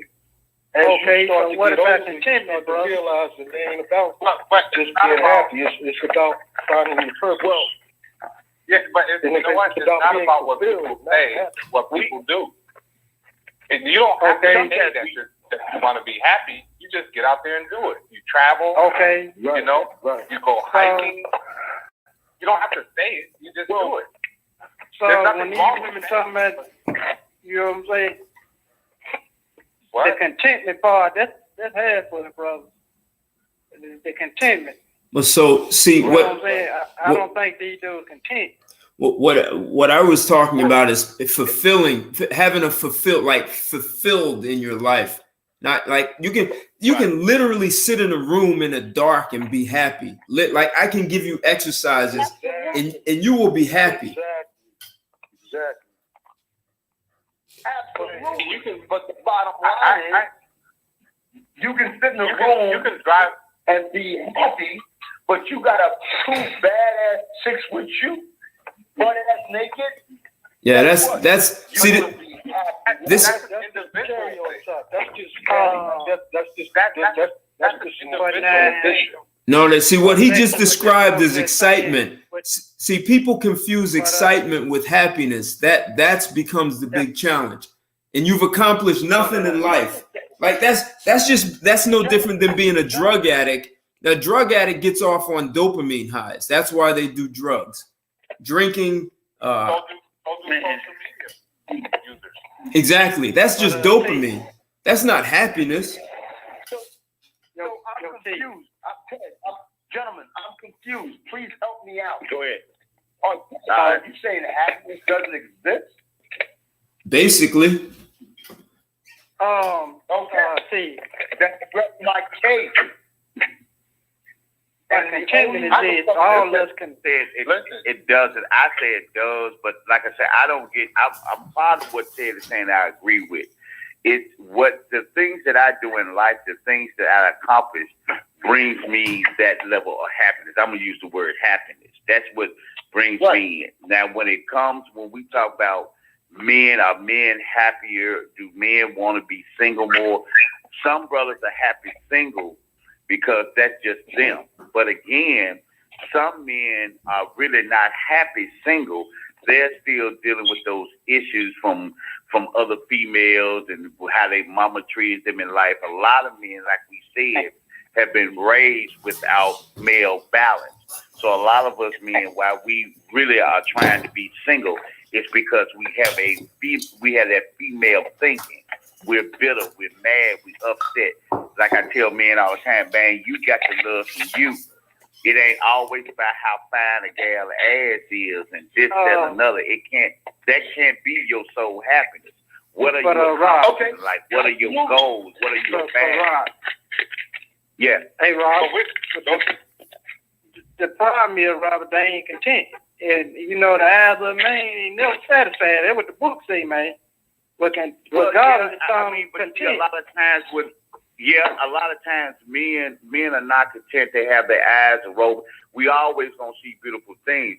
A lot of times how men get tricked out of their money because you don't have the discipline to understand all ass is not good, cuz. That's true. That's one reason why you get tricked out your money. You see what I'm saying? Because now you at that level, like Ted, I would agree with Ted. When you look at women, a woman has to be a part of a network. She has to bring something to the table to increase your empire. You already working on it yourself. But a lot of times when you get that paper in your pocket, a lot of times you go after ass and you get your money took. You see what I'm saying? So if you're not gentlemen, I got to get ready to go, but I appreciate this conversation. But I want all your brothers just to answer this question. It's a very simple question. Do y'all know what will make you happy? I didn't hear. What was the question? Because some cats. What was the question? Do brothers know what makes them happy? I just told you. I can have you sitting. I told you. You can sit in a room by yourself and be happy. That's one of the easiest things in the world to do. That's a broad question. Oh no, I'm lost. Happiness exists, but if you look to define one's happiness and justify how happiness is a false microcosm of an emotional moment, guess what? That nigga will never be happy, except when he's in that room by himself. No, you can do it. How is it false then? How can it be false? I was driving with my sunroof open a couple of days ago through the country, listening to comedy and laughing my ass. I mean, I was so happy just doing that. The sun was shining. It was beautiful fall foliage. I was so happy. That's not a false thing. These things happen in moments. The best thing that we can do is increase our moments. If you want to go there, just increase your moments of happiness, whatever that means. Brother, get in a situation where you can increase that. Where you can love more, where you can laugh more. You can do things that you love to do more. What is your name? That's the best that we can do. My name is Sam, bro. What is your name? Because you know what? That's the most profound shit ever. And I thank you for sharing that. Hold up, who done said what that? I ain't here. That was Patrick. This is Patrick. So I didn't hear him say. Thank you, brother. Yeah, that's the best we can do, man. That's what we do. Shore up all your relationships with your friends and your family as best you can. Be around people who are positive and in good spirits, man, that make you laugh and make you think. Go places where you just want to go, man. You can walking through some trees, man, and be like, wow, we got to increase those moments. When you get older, those are the things that you're going to remember. All we're going to have is the things that you can remember. And all those happy moments are the moments that you want to remember. If you don't have any happy moments, you don't got any happy memories. That's tough. Well, but and so let me say this. Now think about. Hold on. Someone's got too much noise. Is that? Excuse me, gentlemen. I'm cutting everybody, shutting everybody down. I gotta go. Ted, good conversation. Thank you. I behaved this time, and I want your brothers right now to make me happy. And just your motherfucker say happy birthday, Sam, and y'all do that. Happy birthday. Happy birthday. Now go get off the phone, man. Peace, King. We'll see. Hey, later. Take care, man. So what? Think about the times where you struggled through something, right? Or you struggled to accomplish something. Yeah. Hell, even learning to tie your shoes, right? And you couldn't do it. Just think about all the things in life where it was rough and you overcame it. Man, that was like your moments of greatness, right? And you might think back and laugh and say, man, I was so stressed and I was going crazy. But when I accomplished it, it was such a great feeling. And people have those moments and no one can give that to you. And that's why I brought up this word eudaimonia, because that's really what it's talking about. Like those moments that you work for and you make it happen. It's yours. No one can take it from you. Well, yeah, absolutely. That's why I say I agree with you. Those are moments of happiness too. You're absolutely right. Just like I said, just like you were saying, Tay, when I made it out to projects, bro, making the money that I make now, no, you can't take that from me. Exactly. Because, like I said, that's where I come from. I come from the hood, and me making it the way I have made it Can't nobody. That's a happy moment. When I look back on that, it brings a little. You know, I was there. I know about the commodities, the rats, the roaches. I understand that. But look at me now. That brings joy to me that I made it out. You know what I'm saying? So that does. I still use the term happiness. That's a part of my happiness. That's why I said I love me some me. So the only people, when I invite a woman into my life, all she can do is bring it's an enhancement to that. Even if I don't have a woman in my life, in times I haven't had one, I still love me some me because I still accomplish things. I still do things. I still go places. Things that made me laugh, even though I didn't have a woman in my life. So when the woman comes into my life, she just comes as an enhancement. Because a lot of times what ends up happening, a lot of people, male or female, but we talking about men. Men sit around, they trying to find this perfect ass, this perfect titties, this perfect hair, this perfect this, and they get a hold of this woman. That's what's gonna make me happy. Right. And then all of a sudden, when that woman takes 80 million from you, you unhappy now. You know what I'm saying? So, you know, that's where that goes. You know what I'm saying? So, like I said again, to Ted's topic, you know, are men happier single? It's some are, because a lot of them have the fear. A lot of men, when they're afraid to get into relationships or get into marriage, they are afraid. They really are not sure of themselves as men. You know what I'm saying? They feel that 80 million took, that 10 million took, or that child support, or whatever the case may be. That's life. You know, like I said, if I get married, we get a divorce, you get a little paper out of it. Yeah, I'm gonna be a little pissed off, but I'm still gonna be happy because I got rid of you. But, you know what I'm saying? You're not gonna take my happiness from me. What's his name? Because I'm gonna get that money back. Well, what about before you even get to that? I mean, you could be in a house with a woman that ain't never happy. She always got to go on a trip every goddamn year, and you know, like your brother was saying, without being able to enjoy yourselves at home. You know, someone like that, someone that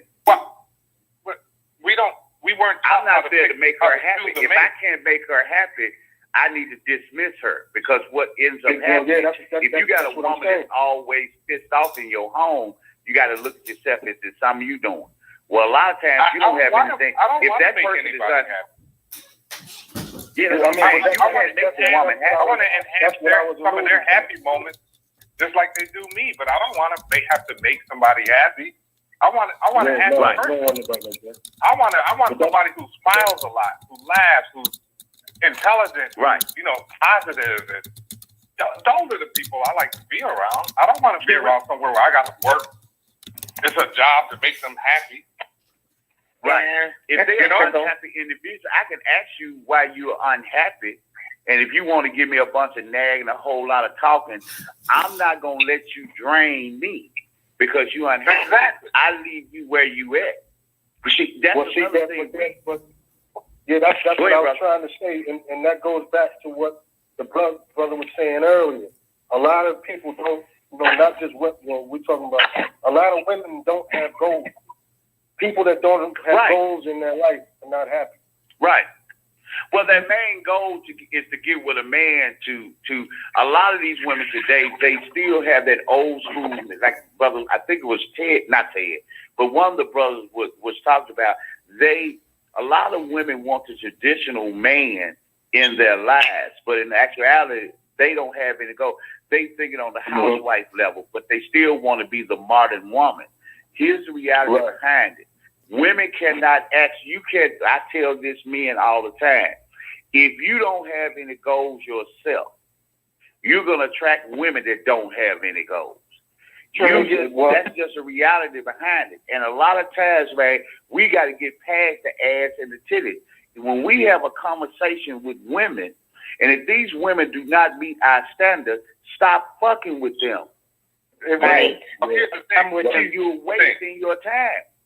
I made that mistake. It'll never happen again. You see what I'm saying? But look, and if enough but you're brothers like like you telling them what to look out for, you know what I'm saying? Right. People just ain't Here's listening. the thing. The statistics say that there's over 50% of marriages go down the tube. So if that's the case, that means the vast majority of us don't know how to pick a mate because we were never taught. Exactly. Exactly. But we were never taught. Nobody ever taught us what to look out for. They never taught us the psychology enough to know, to recognize people who are narcissistic or selfish or, those kind of things. And we gotta try to figure this out for the next generation so we can tell these young men, this is what you look out for. This is what this conversation doing right now, gentlemen. Just what I was minds right now. See, what I would say about the blueprint. Now, like I said, I'm a rarity in the black community. My father was in my home. He wasn't an abusive man. He wasn't this. Right. You know what I'm saying? So I have a blueprint to go by. You know what I'm saying? I know what I saw between my mother and my father. Now, I have to be honest about it. A lot of brothers out here really, like you said, they don't know. A lot of times, again, I always tell this to brothers all the time. The best way I can tell you, you got to look at where you at in your life. Do you have your stuff together? You can't be no homosexual. I'm gonna give my props to my boy Ted. He does consulting work. He got his goals in line. A lot of us brothers ain't got nothing going on. So when we go out here and ask a woman to marry us, we ain't got nothing going on. That woman don't have nothing going on. You get what I'm saying? If you don't have a standard as a man, women always talk about their standard. If you don't have a standard as a man, you're gonna attract nothing. That is the reality behind it. The author Wallace Waddle said, "Man does not attract what he desires. Man attracts who he is." Yeah, and I stand by it. Yeah, that's true. And that's true. If you got, and a lot of times men don't understand. If you about your business, women come to you. You ain't got to chase nothing. We ain't got another thing men need to stop doing. Stop chasing these women. If you about your business, if you got things going on, women are gonna come to you. They are gonna come to you for an interview. And you let them, if they don't meet the requirements, I'm just saying, I don't mean I'm saying this literally. If they don't have the 4-year degree, if they don't have the 5 years of experience or 10 years of experience, baby, I appreciate you putting in the application. I will talk, we'll let you know, and we'll send you a letter telling you, well, you didn't meet the qualifications, and we move on. But a lot of us men, we don't have a standard that we go by. We just want to, because a lot of us are raised in these one-parent homes, these single women, we just want a woman present, just like the women do. The women just want the presence of a man. They want Fook and Ray. Well, what we end up with is Cardi B, because we don't have a standard.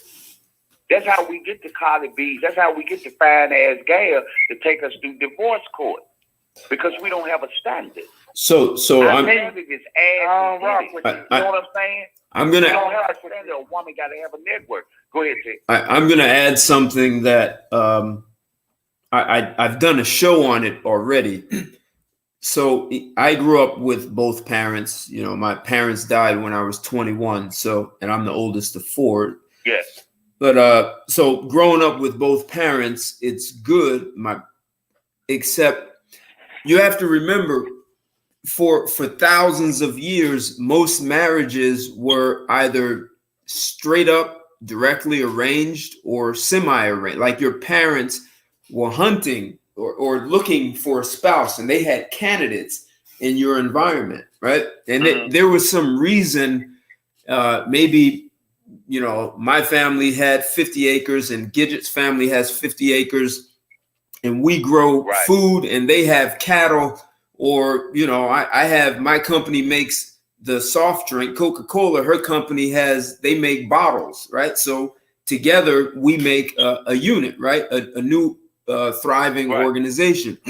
So, and in addition to that, your parents understood what you would call your family values, right? And so they would match you with another family that had similar values, and it would work. This is why arranged marriages work so well. Most people think arranged marriages are like some sort of indentured servancy, but they really do work. So the problem is, if you look at, say, the past, I don't know, 100 years, we've abandoned that, and people have been on their own. And so if you go from arranged marriage, and then people just wean off of that, no one has figured out socially how to give an 18 or a 25 or even a 30-year-old the skills to know what to look for, because hell, you're still figuring yourself out in a lot of cases, and you're trying to find someone who matches you. And you're looking at, well, we like the same color and the same movies. You're looking at things in common instead of looking at compatibility. And Patrick, you were saying no one's teaching us this, so you don't even know what to look for. And I think you, Patrick, said it also. A lot of guys are focused on developing themselves. If you understand that, and I think I did a show about this, it's never about the other person. If you are making a list of all the things you want in another person, most likely you'll choose the wrong person. It's all about you and how you see yourself. And it's gonna, the clearer you are about seeing yourself, the easier it's going to be to see someone who matches you in terms of compatibility, not things you have in common and feeling good. And so I think that's the big gap. People don't have it. And if men are stepping back now and focusing on developing themselves, they might just get it right.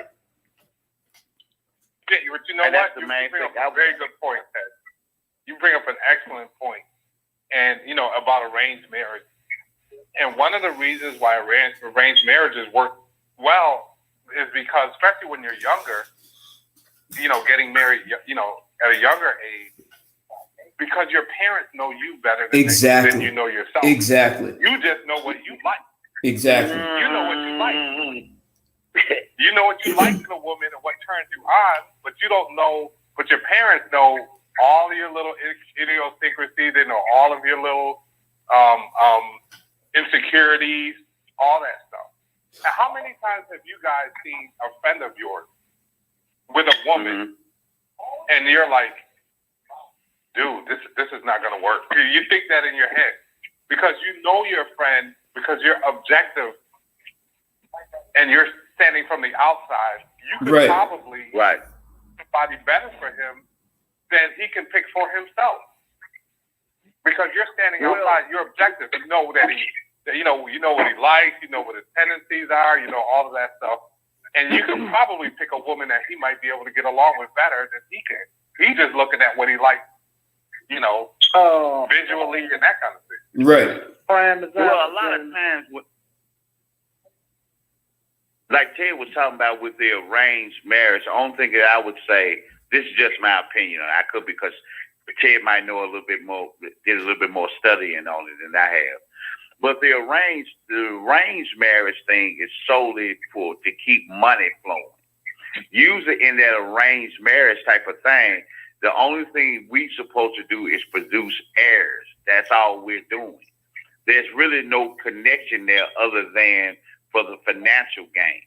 So that's why you always going to have your concubine over here and you're going to have your side dude over there. Because we know we're together only because of the family money and the legacy we're supposed to leave behind. The woman is supposed to come up with heirs to keep it going. You see what I'm saying? But Robert, Robert, the way they got wealth. I'm not saying I'm right. I'm just saying that's my opinion. Robert, the way they were able to get wealth they went from poverty to wealth was they had very little. And they matched their family up. They matched their children up with someone who could help take to the next level, right? They still might be poor, except over generations. If you keep matching with the right people and they stay together, they make children and they match them with the right person, and then they start becoming wealthy. So that it didn't happen overnight. Well, where I live in Canada, there's a lot of, not too far away from here, there's a lot of Indians in the Toronto area.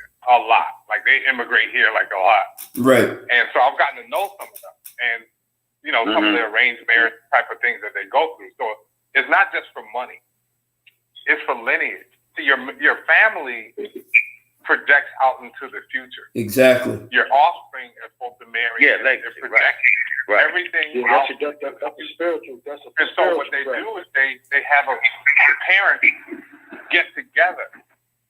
They have to agree on certain things of the two people, and then they match up based on looks. Like they try to get it so that the two people are physically attracted to each other, right, and all of that stuff. But there's other things that are more important to the families to get this thing right. So I think that's something that we got to look at. I think that's something that we got to look at for the future to see if there's anything there that maybe we can use, maybe for you know, going forward. Okay, let me throw a question out to you, brothers. I'm gonna see what. Let me throw a question back here. If brothers, if why is it hard for us brothers that have the degrees, that have the jobs, you know, from bachelor's all the way up to PhD? Why is it so extremely hard? If we're talking about why is it extremely hard for us to meet with women that's on the same level that we are? Why do you think that's a problem? Because we don't care about that. We don't care about that. That's not the purpose. Go ahead. A man doesn't care about a woman. Like, I don't care about her making a lot of money having a PhD. I would like for her to be intelligent. But that's not what we care about. That's what they care about, right? They want to make sure that the man has resources, right? We want to make sure that, I'll just steal from Kevin Samuels a little bit here. We want to make sure she's feminine. Just my boy, yeah. Me and Kevin been knowing each other for years. Go ahead. Feminine, beautiful, and inspirational. She's supposed to inspire us. Submissive too, bro. Submissive too, yes, but she's supposed to inspire. A woman is supposed to inspire you to go to greater heights.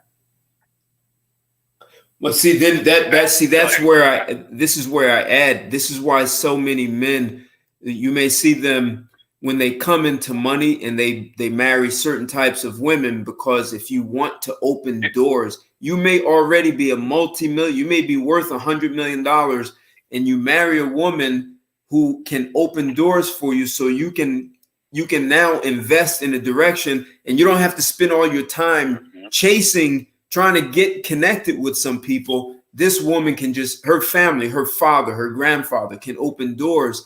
So if your wife is not working for you, just being feminine, beautiful, that can be a trap. Because if the woman is, here's what I'm asserting, Patrick. A woman with a valuable network, she values her network more than her body. That woman will have a one-night stand with you. She'll have sex with you, and she will not plug you into her network until she knows you're at a certain caliber. Well, I think you're talking about a certain level, and I think you're right in some instances. I happen to be in technology, so those things. Okay. I mean, it's different for me. So it's not that it's. Wait, Patrick. Let me say this. It's Patrick. I'm going to say is because men don't put those demands on women. Women don't feel they have to do that. Your woman should be working for you. And I don't know how you feel about this, Gidget. Well, what I'm saying is she can be feminine, beautiful, and all that, and educate the children. If she's not doing anything to enrich your life, to make life easier for you, then I have to ask why she's there. Because maybe that does make it easier for me. If I'm running my business, maybe that does make it easier for me. Maybe her being able to bring me down from 100 down to 30, so I can relax every day when I come home and hear her smile and have her do things with me, and we travel and all this stuff. Maybe that's what I need. I understand that. Okay, let me ask you. Let me throw this. That Ted, I don't know, because I know Ted keeps up with this. What you just said Jeff Bezos' ex-wife now. Now, that's what Jeff Bezos was saying about his ex-wife. So why is it that Jeff Bezos decided to get rid of his wife and said, I need something new? You see what I'm saying? I mean, women, I'm more on, even though that's my boy Kevin, I'm kind of on my boy Ted's side with this. You have to bring a network. You just can't be all beauty and this, that, Exactly. and produce children and bring me down. You know, it's a good thing that you can bring me down for 100, but when you come home, can your woman say, well, Mr. Thomas is got a $2 million contract? You know, they have an advertising $2 million advertising contract that's going to come up. My father knows so-and-so, and we're going to go to this dinner party. I'm going to take you over there. Exactly. You know what I'm saying? Do you have a woman like that in your life? That's an individual. And I'm not discounting it. Like with Jeff Bezos, Jeff Bezos is one of the richest men in the world. What can a woman bring to him right now? Nothing. So that same woman was the woman that was with him when he was sitting behind a desk. No, but here's the deal. That's untrue. You see, here's part of what I'm getting at. When your woman, if she values her network more than her body, that means once she plugs you in, she cannot screw your head up. Because if she screws your head up and you end up messing up her network, that's her future, her livelihood, her favors, right? And it may be plugged in. No, let me finish. Let me finish, Patrick. Let me finish. So she's got to. I'll come back, Patrick. Go ahead, Ted. She's got to take care of you, right? So if she once she plugs you into her network, you're like the laser, right? So women don't have the same biochemistry that makes us be as aggressive to go after things that you call the hunter, right? So she's gonna plug you in and she's gonna play her feminine role and support you. But if you had a guy there's a second part to that. So the fact she can plug you in means she has to understand your business. The second part of that is a very, very valuable woman can brainstorm with you. And if your woman cannot brainstorm with you, like a mastermind group, then you might as well just hire a nanny, hire a surrogate, let the surrogate have kids, hire a nanny to take care of kids, and that's it. And you just chill. But if your woman has a network and is on a weekly or monthly, daily basis building her network and can brainstorm with you, that's a woman who's on your team, who's enriching your life. And she has a vested interest in you. So she doesn't want to, she's valuable to you. She's making you better, right? And she's getting better. And she has a vested interest to not see you fail now. And because she's now part of your success. Patrick, what I was saying about I understand what you're saying. I understand what you're saying, and that's fine. But that's not everybody's situation. But see, that's not what makes. But Patrick, I'm only saying men don't know they have the right to put those kinds of demands on a woman, so they don't. And so because they don't, women feel like they don't have to do anything, and they go down the path of happy wife, happy life, without knowing that there's some role, some contribution that she plays, and men have gone along with it. So now we're left of this question: are men better off single to be happy? But if we completely trash relationships and build it up from nothing, I'm suggesting what I'm talking about be part of it, so that the woman now has a vested interest in a relationship, and just walking away is not so simple. See, that's just like what I was saying, Patrick, when I was talking about Jeff Bezos. The woman that he's been with was the woman he was with when he was buying used books from the library and selling them. Like Ted was saying, this woman's network. One of the issues that came up for the divorce is Jeff Bezos now has to pay out this amount of money because she's taking her net, even though he has his own network now. I know what you're saying now at the level he's at, but he's paying her for the network that she brought to the table when they got married. Same way with Warren Buffett. The woman that Warren Buffett is married to, when Warren Buffett started to work in dealing in trade and this, that, and another, he was working for the father of his wife. Right. You see what I'm saying? I agree. I agree with you. Okay, go ahead. I'm down with what you're saying. I agree with you. Yeah. 100%. But what I want to say is, what happens? What kind of women do they choose once they get the money? What kind of woman is Jeff Bezos looking at now? It ain't the type of woman he was looking at. Well, yeah, he just looking at a piece of ass right now. He doing the Brazilian models, he's doing the Playboy type thing. He's doing the Playboy type thing. That's what that cliche. is. That's just too cliche. But yeah, brother, back to that arranged marriage thing, like Ted was saying. If y'all notice, I don't know if you and Robert noticed, Ted, but it was a few years ago. They had a little show on MTV called Parental Control. Do y'all remember that? No. Yeah. They was matching up mates for their kids. So it seemed like when they stopped matching them, the parents stopped matching their kids up during that time on that show. Seemed like everything went further and further downhill in society. Would you brothers agree to that? I'm not familiar with the show. You can say that because you can look at London. You can look at the monarchy now in England. Pretty much that's gone out the door because everything. The last arranged thing was Diana and Charles. Everything besides one of Diana's sons right now, you can say maybe his was arranged. But everything now is not going that way. I agree with Ted. A lot of times now, the arranged thing is over with now because it's the mentality that people have because they know that really the arrangement ain't got nothing to do. It's only to keep a certain lineage going.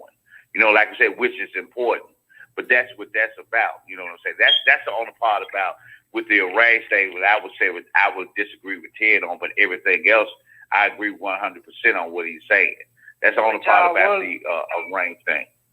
But you would agree now to that all those seriousness. Now you would agree that does make sense. If your son, is a PhD or a doctorate or something like that, doctor, lawyer, or something like that, it would make sense for you to try to pick the best mate for your daughter, right? Yeah, I would tell my son not to go out there and get a thought. Just like you're gonna have your fun, but man, you don't put your ring on no thought. Don't put your legacy on a thought. Just something out there that you just fucking on. You don't put your ring on that. But what happens to a lot of us, not knowing, not having a standard, that's what happens. It's like Zach Randolph, same thing that went on with him. You know what I'm saying? You admitted now that you was marrying a thought. For 6 years, the whole time you was married to her, she was messing up. That's your thing. We have to interview the women that we're dealing with. Right. A lot of us men, we, like I said, keep going back to it. We looking at that. We gonna want something physically fine. I don't want to say that. I keep saying it, but it's the truth, though. It is the truth. You know what I'm saying? We got to get a little bit past that. What is the network that the woman is bringing? We got to have standards, and if the woman don't meet our standard or where we trying to go and what we trying to achieve, it's just I'm not gonna tell a man not to have sex with her and anything like that. But brother, don't waste your time over there. And show don't talk about men wiping her up. Because a lot of men don't realize women doing that every day. Because a lot of dudes are getting passed. A lot of guys are getting passed over because it is what it is. These women getting what they can out of you and moving on. Because some of these women do have standards, dude. And if you don't meet it, you ain't finna get nothing out of that. That's just being real. But I'm gonna tell them this also. If like Ted did in one of his he said in one of his previous shows. If that woman, I think it was the promiscuous show. If that woman don't bring you no clean urine, no clean wound, and you're a 6-7 figure type of dude, honey, that shit done sunk. You can move on along. Well, that's Back to what Robert was saying. Most women don't understand. Once most men that have real goals of 6, 7, the millionaires, they ain't gonna want you. They're not gonna pick you if you got 3, 4 kids. It's over with. Those days are over with. You're not gonna get that type of man in your life, and you got 2, 3 kids. Even if you're a divorcee, even if you just had 2, 3 kids by one man. And they not getting it different though. And they not getting it, Robert, for whatever reason. And the They single just not mom getting is it. two different things. Well, even as a single mom, when you get to certain levels, a single mom, we understand that, and then a divorcee, we do understand that. But even when you get up to certain levels with men that are ambitious CEO, they ain't picking up single mothers. They ain't really picking you're right. up. You're right. They're not picking, now they may pick up a divorcee if a divorcee has a network that they can use. Hey, well, hold time out. Time out, guys. Hold on. So we have a woman, and we haven't heard from her in quite a few minutes. So we're talking about standards men have, arranged marriages, women bringing a network and brainstorming. What, as a woman, what are you thinking hearing all this? I can see everybody's point of view. I can see people's point of view. I mean, I think we all are different. I think we all just need to find our niche and our likes. And but I think the more you know yourself, the more you can attract the right individual. Okay. That's how I do it. If we go thinking of what the other person wants and needs all the time, we can't think like that.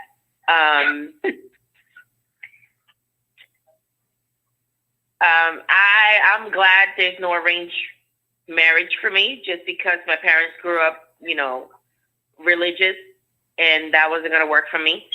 But okay. With that said, wait. Let me say one thing, Gidget. Your parents may have. Hey, Kendrick, I think you got to go on mute. That's you. I can hear in the background. Your parents may have taken that in consideration and understanding that. Like that, someone was saying your parents know you better than yourself, and it's. I know a lot of people will say no, not my parents. But your parents understood the environment and they understand the culture of your family and how you fit into that. And they may have taken that into consideration and chose someone who is compatible, not compatible for them, compatible for you. Right, T. Well, let me throw this out at you. People change over time. That may be incompatible. Your parents know you, and you do it at a young age. But when you change, let's say you was this way in your 20s, but now you this way in your 30s. Is that woman still going to be compatible for you in your 30s? Well, and maybe, so on and so on. Maybe I don't understand what you mean by change, right? So let's say some compatibility things are. You're not going to be the same person. No. Hear me out, Robert. Hear me out. So hear me out. These are things that are important in compatibility. Integrity, right? So if your integrity is going to change when you get older, you probably never had it to start, right? It didn't change. You just finally decided to show the world what you were thinking. Do you manage money poorly, right? So you can learn to manage it better, but it's less likely that you're going to be a good money manager to being bad, right? Effective communication, right? Your religion, like there's certain values that you have that are not going to change. They're going to be pretty consistent as you get older. And that's what compatibility is about. Well, yeah, I mean, we got to remember that, yes, there are some things that are going to be set in stone. But if you're going to, what I'm saying is the growth part, some things do change. Sometimes you look, because like I said now, as far as, like I said, I may have grown up in the church, but I see the church in a different way now. I understand. You get what I'm saying? I understand that. You know what I'm saying? That's what Gidget is saying too. Right, Gidget's Okay. saying the same. She grew up in the church, except as she grew up, she sees it differently. People do that. Right. But But what I'm saying, what if the woman, what if I don't change?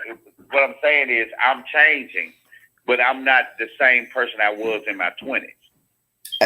A lot of your You know what I'm values, saying? but see, if you match people by values generally don't change unless you together go in an environment.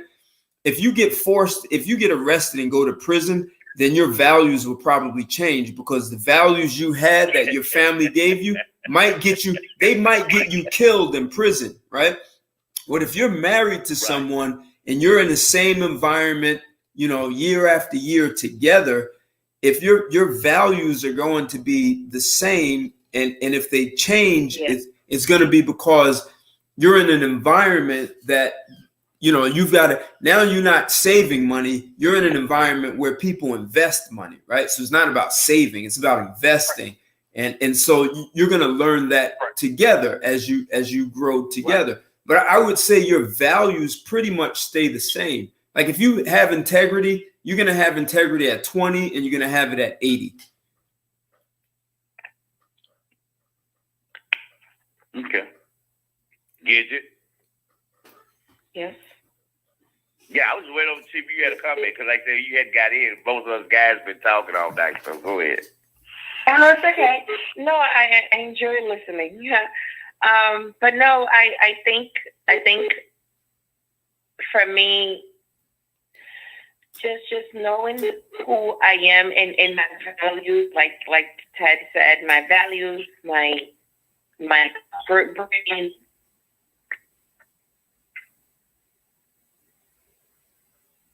What happened? And to really, I don't know. Being, huh? No, go ahead. Keep going. Keep going. Go ahead. Oh, there's a lot of factors into knowing somebody and getting to be with that person, and I don't know. I like, when you're, I guess, back to the topic about being single. One of the reasons I said that men are happier about being single is because, so there's this park here in Boston that is called Franklin Park. Mm-hmm. And I see how the men just come to the park and just hang out with one another. And you see them happy. You see them just being themselves and allowing themselves to be themselves in their space. And I think that's what a lot of women need to understand. We are so much different from men that when you get to know them and understand that they do need your space, that they do,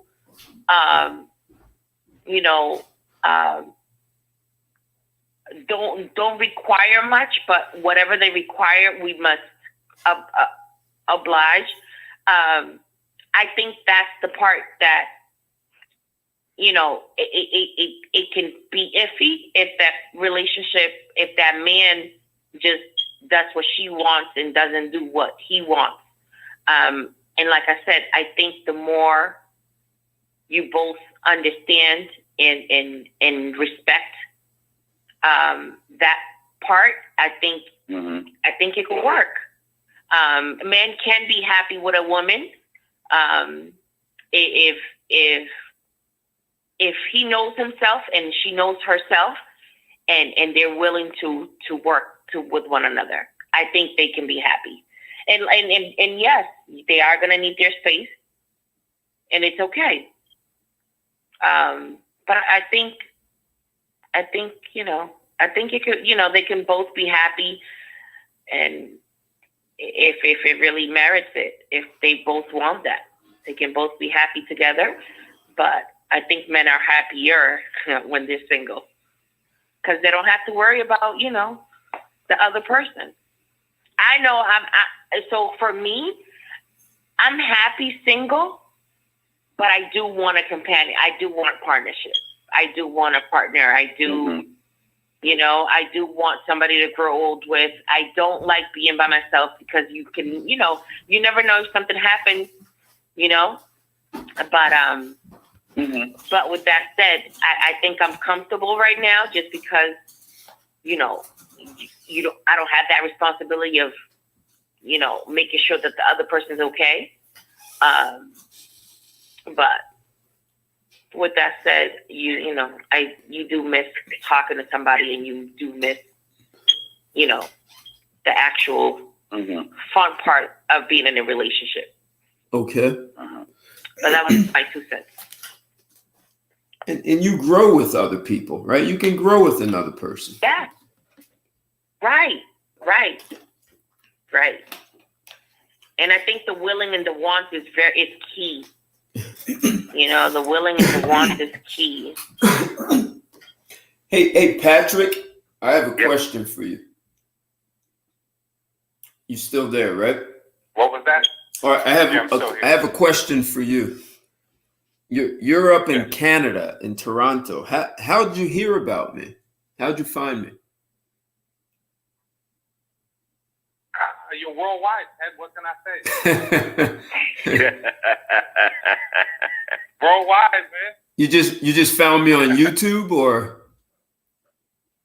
You know what? I think it was Blog Talk first, and then some months ago, I think I saw you on YouTube. Okay. I recognized the name. All right, cool. And so that's how I came. All right, cool. Yeah. Appreciate it. All right.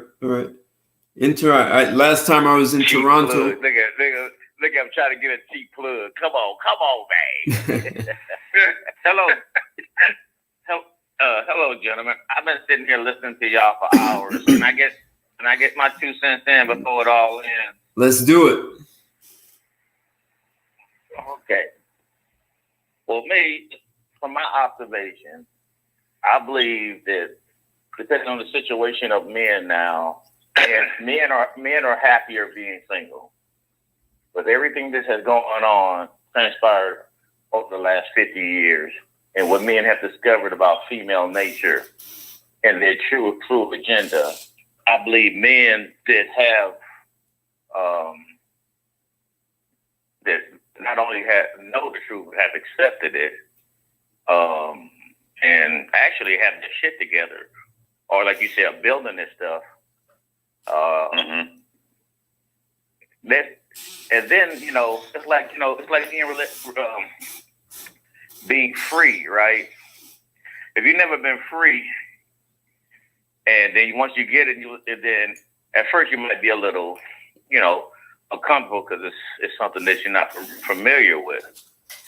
But as time goes on, you start getting in this little comfort zone. You start growing. You start experiencing things that you probably wasn't aware of before, and you be like, oh. So, me being a lifelong bachelor and having lived with a woman in like 27, 28 years, and been traveling all over the place. I've just noticed that,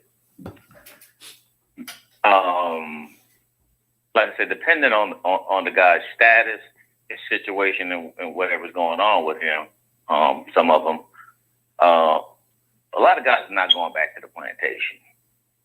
I mean, at least not in the tradition. At least not in the traditional sense. I think with guys' knowledge of, like I said, female nature, and the thing about it, I mean, these women have basically stuck this in your face and showed you what time it is now. There is no mystery. There's no mystery, about, their nature. I won't say nature because I don't want to say, they're wrong for anything. Don't call it the nature, bro. I said the nature, yeah. They're not wrong for this. But at the same thing is, see, the first law of nature or even humanity is self-preservation. Okay, and men have been sold this illusion. I don't know if it's even so. It might not even be so much biological as has been pointed out to us. So, and the first law of nature is self-preservation. Okay. Now, women know this. Okay. And biologically, they're driven. That's why they say they're looking for this certain type of guy, this or this or that. I don't even want to use the alpha type of thing because that's all kind of upside down now. Because as you can see, a lot of these women really don't want to really deal with the alpha type of guy, especially in the black community. Okay, they want the busters. Okay, they'll breed with the busters because they want the beta. Okay, go ahead. Yeah, because beta still have value. You know what the beta's value is? His sperm. Yes, a sperm is a check. Okay, a sperm is a check. So, but getting back, a lot of these guys, there's guys out there traveling. We got the video game guys. The chick that walk in front of them now, butthole naked. They trying to move right the way. They playing video games. You know what I mean? You got guys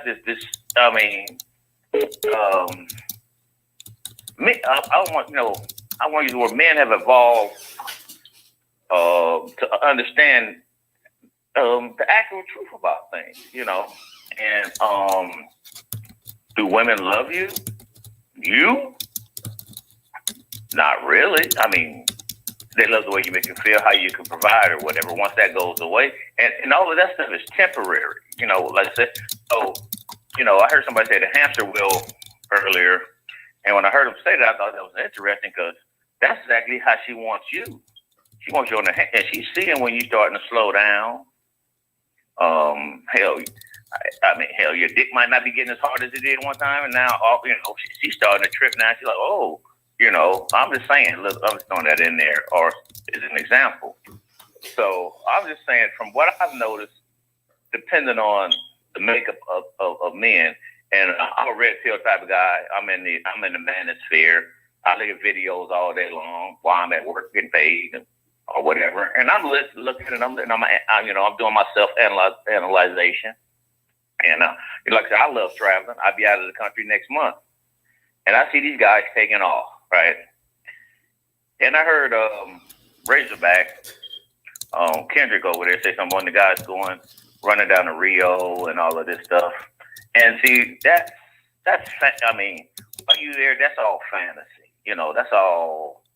That's all temporary. But actually, though, once you experience something like that, and then you come back, your view of things is gonna be totally different. Because that was my first, years ago. Because I retired from the airline and I started going out. And each time I would go out and experience something different, I'd come back and my view of certain things was totally different. So these guys is doing this now, and then you even got the younger generation that want to be, 15, 16-year-old MGTOW guys now. They've seen the damage that has been done over the last, 40, 50 years.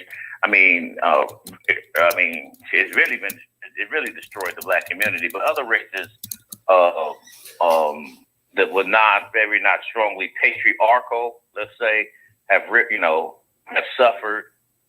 And the younger generation, they've seen all of this, and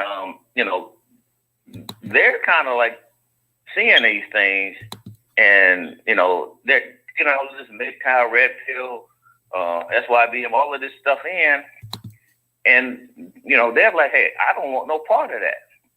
And now you have the legal system, you have the government all in your business. So I forgot the gentleman who's been talking. Some of the things that you said is correct, but I believe, just like Ted said, if this woman is not in the position to be an asset in your life, I mean, you got certain, she could be for play, but not for stay.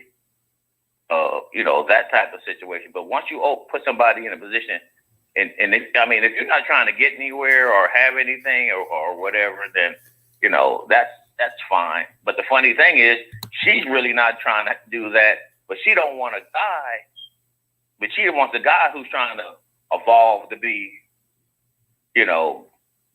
way higher than she is. She's looking to ignite her hypergamy. Okay, unless she just don't want nothing, and she wants a guy that don't want nothing because she's comfortable that way. So, but I'm just, I don't want to take the long way around, but I just believe from what I see now, I believe that guys are much happier being free to build businesses, and when you're building something, okay. And like I said, it's fine if she's there to not be a ball and chain. She's an asset. But I don't really know a whole lot of women like that, these days. Exactly. Particularly not, from what I'm seeing in the black community, So, this is like a guy would come ask me saying, "Oh, he want to get married." And I might be like, "Well, why you want to get married?" And he said, "Oh, this." And I said, "Well, you want to have kids?" He's like, "Well, yeah, I want to have." Then say, "Okay, well, you ask questions. Well, what's her relationship with her father?" You start asking her all of them questions, and saying exactly. And then you kind of you might be you don't want to like bust his bubble or whatever, but you might want to kind of like talk to him. I don't want to give hints because I don't want nobody to be confused. Most of the time, I'm gonna give it to you straight. I'm gonna give you something to think about. But marriage. I think marriage, just like having children, you should have to qualify for that. I really believe that. I believe that would be, something because you're having kids too. You got to have something to pass on. There's got to be something to build on that you're having these kids do. You're having kids to just to have kids, just to have kids. And then you have kids and you're not putting them in the best situations to grow for the next generation. You just having kids. Yep, they have them all willy-nilly. But so here's the thing: when you was talking about the alpha male and the beta male, one of the things I will agree with you on why some men are being turned off is because you look at the beta males. The beta, like you just said, you got the beta male that has 3 and 4 baby mamas, 6 to 7 kids, and this, that, another. So those men that are out there actually growing and actually trying to build, we call them the alpha. They don't want to get married because they see there is really, I don't have to, what I try to get young men to understand, look over there. Today, women don't have, again, women say they have standards, but they don't. Because when you look at the men of today, the beta males, they got the kids, they got the women, they got all these situations. But when you look over here at the alpha male, you ask your brother, how many kids he got? He might say 1. He might say 2. By how many men? Women? 1 woman, or I'm a divorcee. But when you talk to that beta male, he got 4, 5 baby mamas. He got all this. And these are the women. Women go after the beta male because the beta male does not push. The beta male doesn't have a requirement. Go ahead, brother. But you take brothers like me who ain't out here doing all this crazy posing and trying to better themselves. I ain't got no kids. They'll look at you like, man, something wrong. You ain't got no kids. Okay, the one of us don't want you. But all the rappers out here that got all these baby mamas and all that, them the ones, like you saying, them the ones that getting all these brothers. Okay. Now, somebody said something earlier. Let me tell you something. If you like kinky, freaky, wild, no bar sex, you're not going to get that in no marriage. You're going to But get you that can't free mix with marriage. things, though. Hold But on. You can't. Razorback. It all You're gonna depends on get what kind of man you are.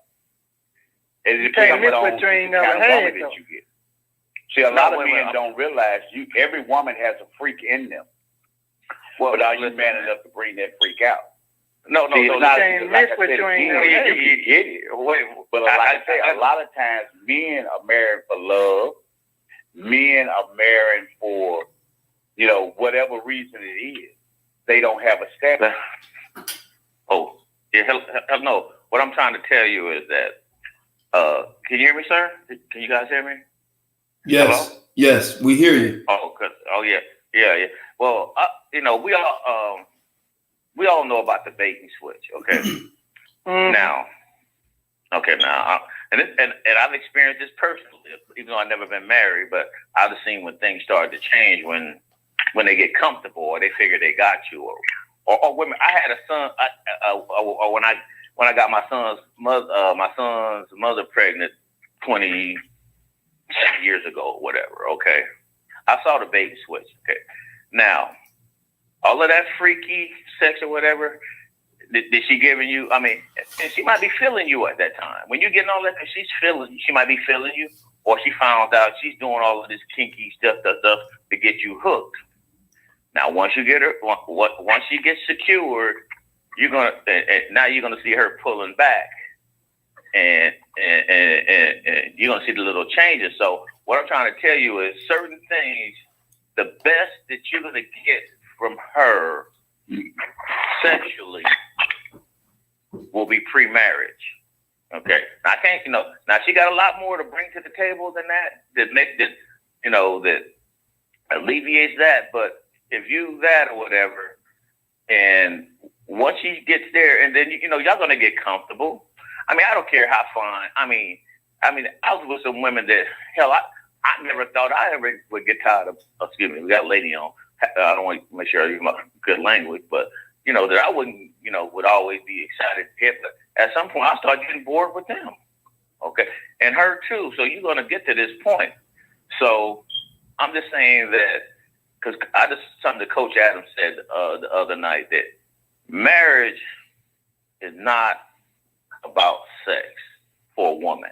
Okay, when some of these guys talk about, oh, I want 12, I want 14 inches and shit. All of that don't matter when it comes to her looking for a husband. She's looking for security. A man that's going to offer her security and status. That's what she's going to be looking for. Okay. So I'm just telling this. This is how I see it. Okay. And like I said, I'm 54. I ain't 34. I ain't 20. I'm 54. So, and you probably know the old saying better than me. If you can't love the one you want, just love the one you with. Well, that's the one. That's what they used to say back in the day. Well, I'm gonna tell you what. You don't want to be a cleanup guy, and you. I mean, whether you're the male or female, I can't really speak how it is when a man settles for something, because I mean, how the woman is going. Can he grow to love her, or if one day he gonna see her and she finally gonna turn him on? I don't really foresee that, but I know for the woman, no man wants to be the guy that she settled for. Okay. So now if this woman is past 30 and usually past 30, getting 35, 40 or whatever. And she's out there now, okay? And let's suppose, she never been married and or she been divorced or whatever. She's getting up there in age or whatever. You're not her first choice. That's what I'm saying. Okay. A whole lot of dudes never ain't been married, never had kids. That's a sign, man. But she been out there been sexually active though. That's what we talking about. That's the whole topic. Okay. Well, I didn't really say that, but we can say that though. Okay. You she's gonna been say, around the block a couple times. Right. Shit. She might have made a couple of trips around the world. Okay. So all I know. I mean, right. So you know, and the damage that's been done to her psychologically, physically, or you know, there's nothing new that you can, you know, that you're going to show her, or you know, what, you might even introduce her to something new, but because of everything that went on, she might not be able to handle that. I've seen that. Where I've taken a woman out to the Caribbean and stuff like that, and her ass she couldn't handle it because you know, she was out of her comfort zone, and you know, damaged goods or whatever. So you know, this is the thing that guys is looking at, and you know, I know a lot of older guys like I know a lot of older guys like younger women, you know, supposedly, but hell, these girls been fucking since they were 13, 14, 15, 16 years old. No, okay. Wait a second. That's listen. That's the reason why they ain't getting married. Hey, listen. You guys got to stay out of that pond, man. There are women like that, but there are way too many women who are not doing that. Stop fishing in that pond, man. Okay. Well, come on, Ted. You know I'm telling the truth. You know these devils. You know, man, come on. I'm over in you telling the truth. Wait, here. I'm over in Atlanta, and I see these girls. I see babies having babies. I understand. This has been happening for a while. But I'm saying that every pond is not the same. That's all. Just like you got to go look in a different pond, man. Go into a different demographics. That is right.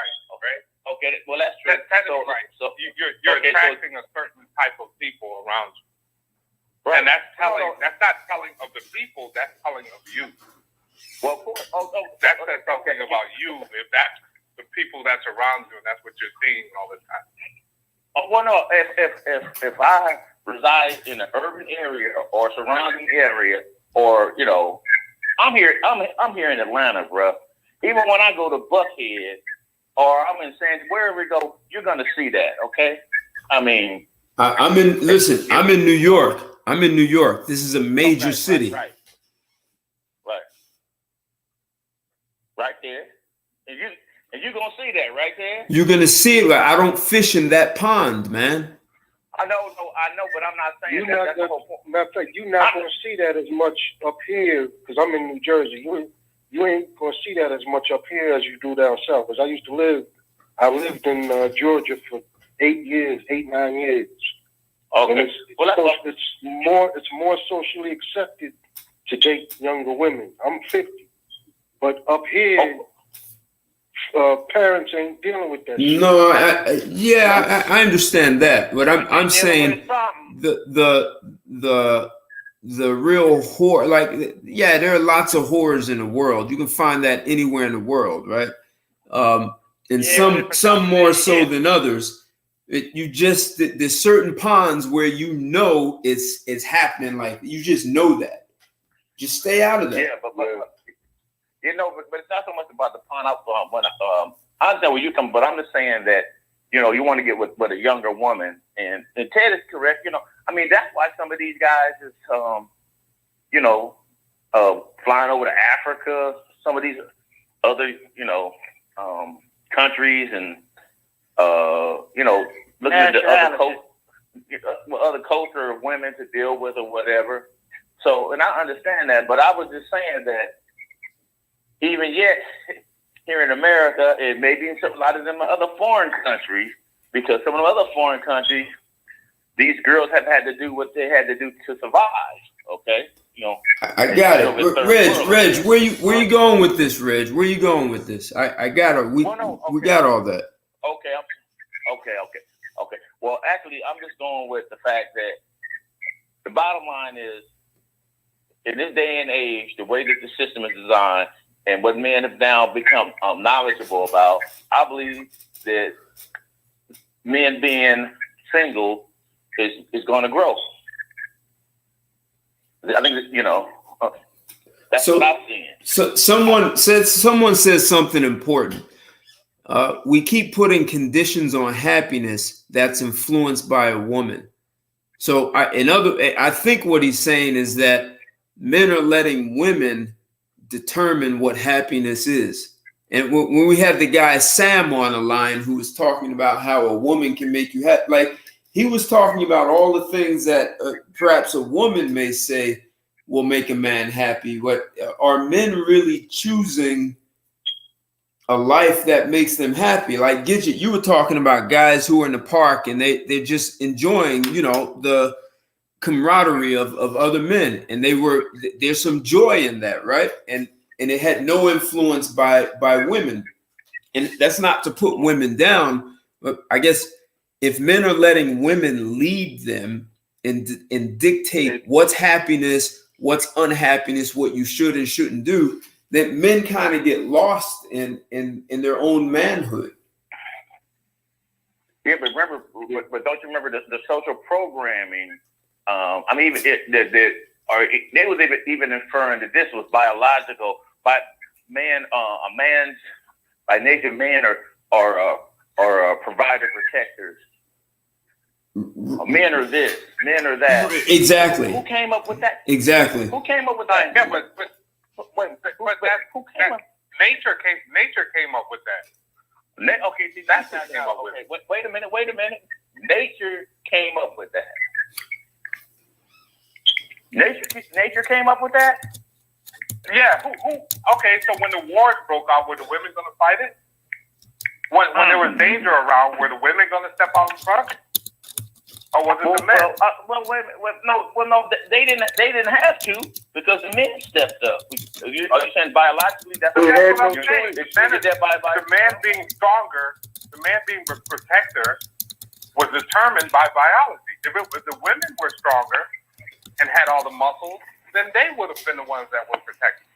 But it just so happens that's funny, because, I mean, for the last 30, 40 years, we were heard say, we don't need a man. We can do it all on our own. That's what I'm talking about. Don't get caught up in the propaganda. Say again? Like Chris is saying, don't get that's caught up in the outside of propaganda. nature. That's not normal. That ain't normal. Oh, that ain't what God that. He said. No, it ain't. When you look at the spiritual aspect of this junk, this stuff got spirits tied to it. Yeah, that's why a lot of these women they're really not happy now, because first of all they think they know every goddamn thing. And really, that's my whole point. That's my whole point is men are happy. Men are happy, or what you want to say, content. I don't know whatever how you want to do it. And yet the women are unhappy. Look how they complaining. What does that have to do with? I mean, I don't understand where all of this is going. Like, I understand what you're saying, but at the end of the day, men should not be with women. Women should not be with men. We shouldn't have children together. And what? Like, I don't understand. No. That ain't what God said. Wait a minute, bro. You never heard me say that. All I said was that men were happier. I see men being single. Like being single and free and doing whatever. And plus, I don't believe in monogamy. I don't even think women really want to be monogamous. Okay, I mean that's your. Well, the thing is, we're not saying none of that. All the topic of the discussion is: are men happy or single? Now, a man can be happy without all of that, but the marriage or relationship is just the icing on the cake. It's harder for women. Women can't do that. It's not in their nature. Okay. Okay. Hey, I'm all about biology and Mother Nature. So I'm not disagreeing with you guys. But now, because of certain circumstances, all of this stuff has been compromised by, I want to say, feminism. It is feminism and all of this stuff. So now men have to. I want to say, kind of compromise their natural biology to protect themselves. No, we don't have to compromise anything. All we have to do is recenter ourselves. Exactly. Okay. I want to. Well, you know what? Okay, check it out.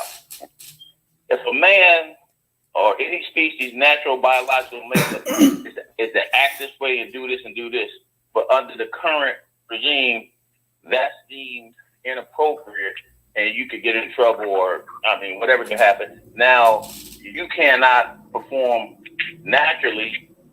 How can you be happy? They got restraints on you. You telling the truth, man. How are you going to be happy?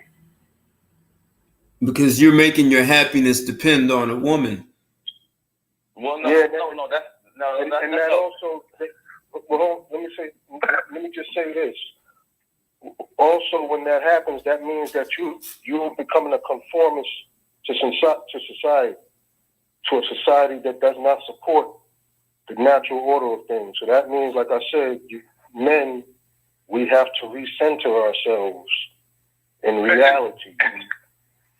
And really, when you think about it, who did this?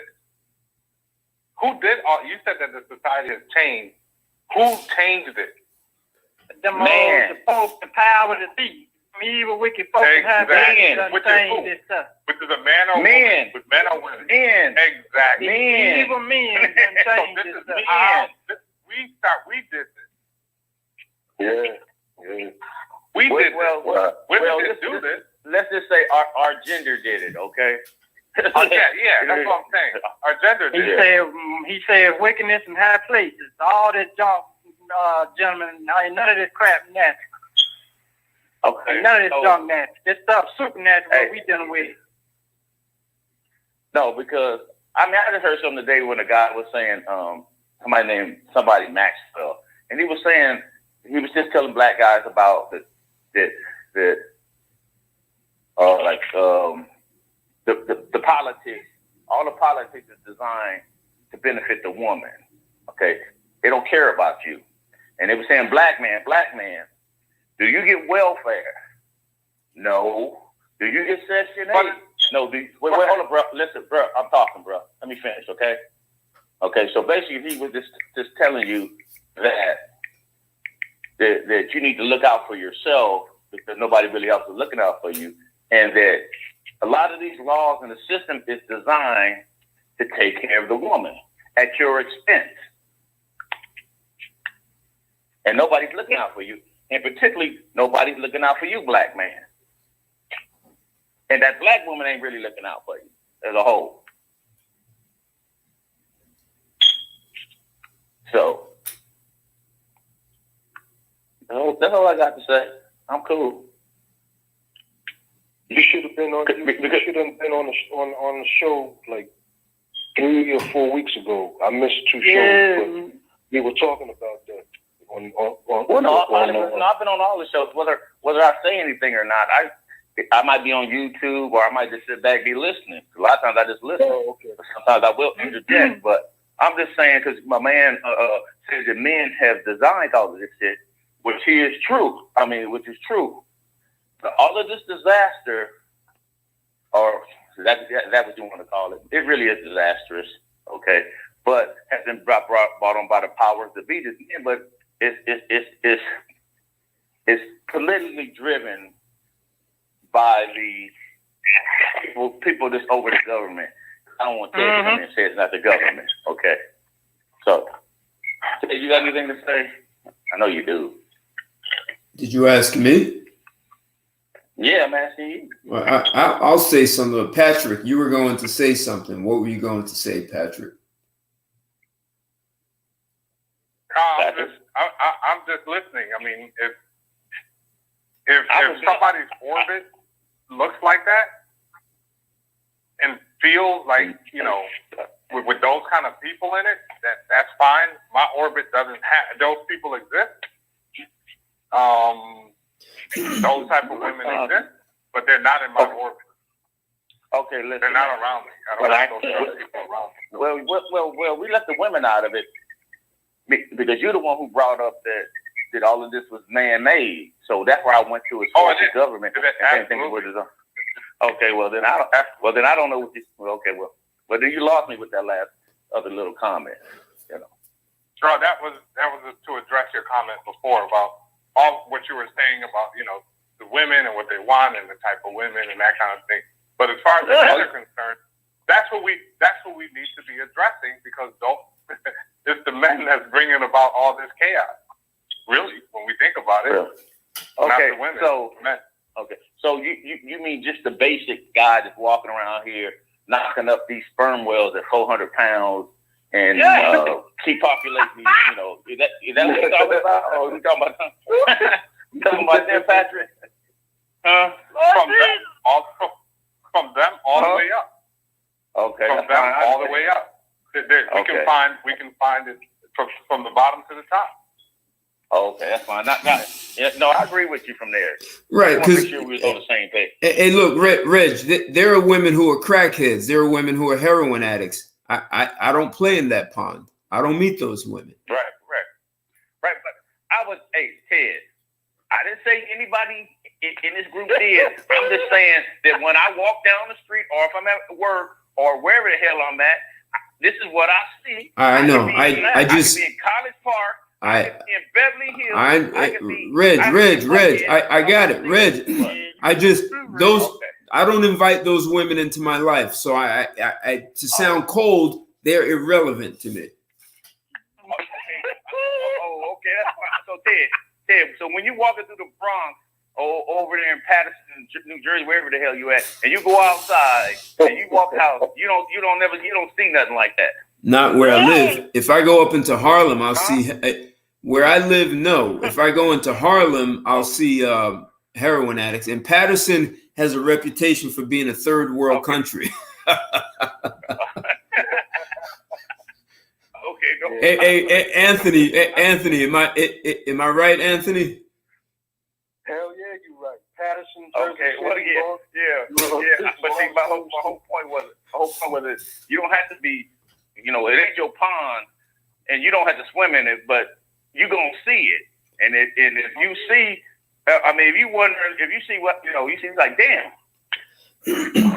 you see these chicks with all of these babies, and this big is obese with three colored weave on and Reg, I don't worry about that. I just don't. I don't worry about that, Reg. So. Hold on. I got it. If people want to fish in that pond, fine. I don't. I'm only saying if that's something you don't like, get out of the pond. Go to another one because other ponds exist. That's all we don't even need to explain anymore. But if we're saying that men created this, if men created this, then it's men that can get things back on track. Oh yeah. Or either some of them gonna have to die out to you. We have to stop saying that because they've been saying that for generations, right? So if no one corrects their own behavior, then no behavior can it correct. You get that?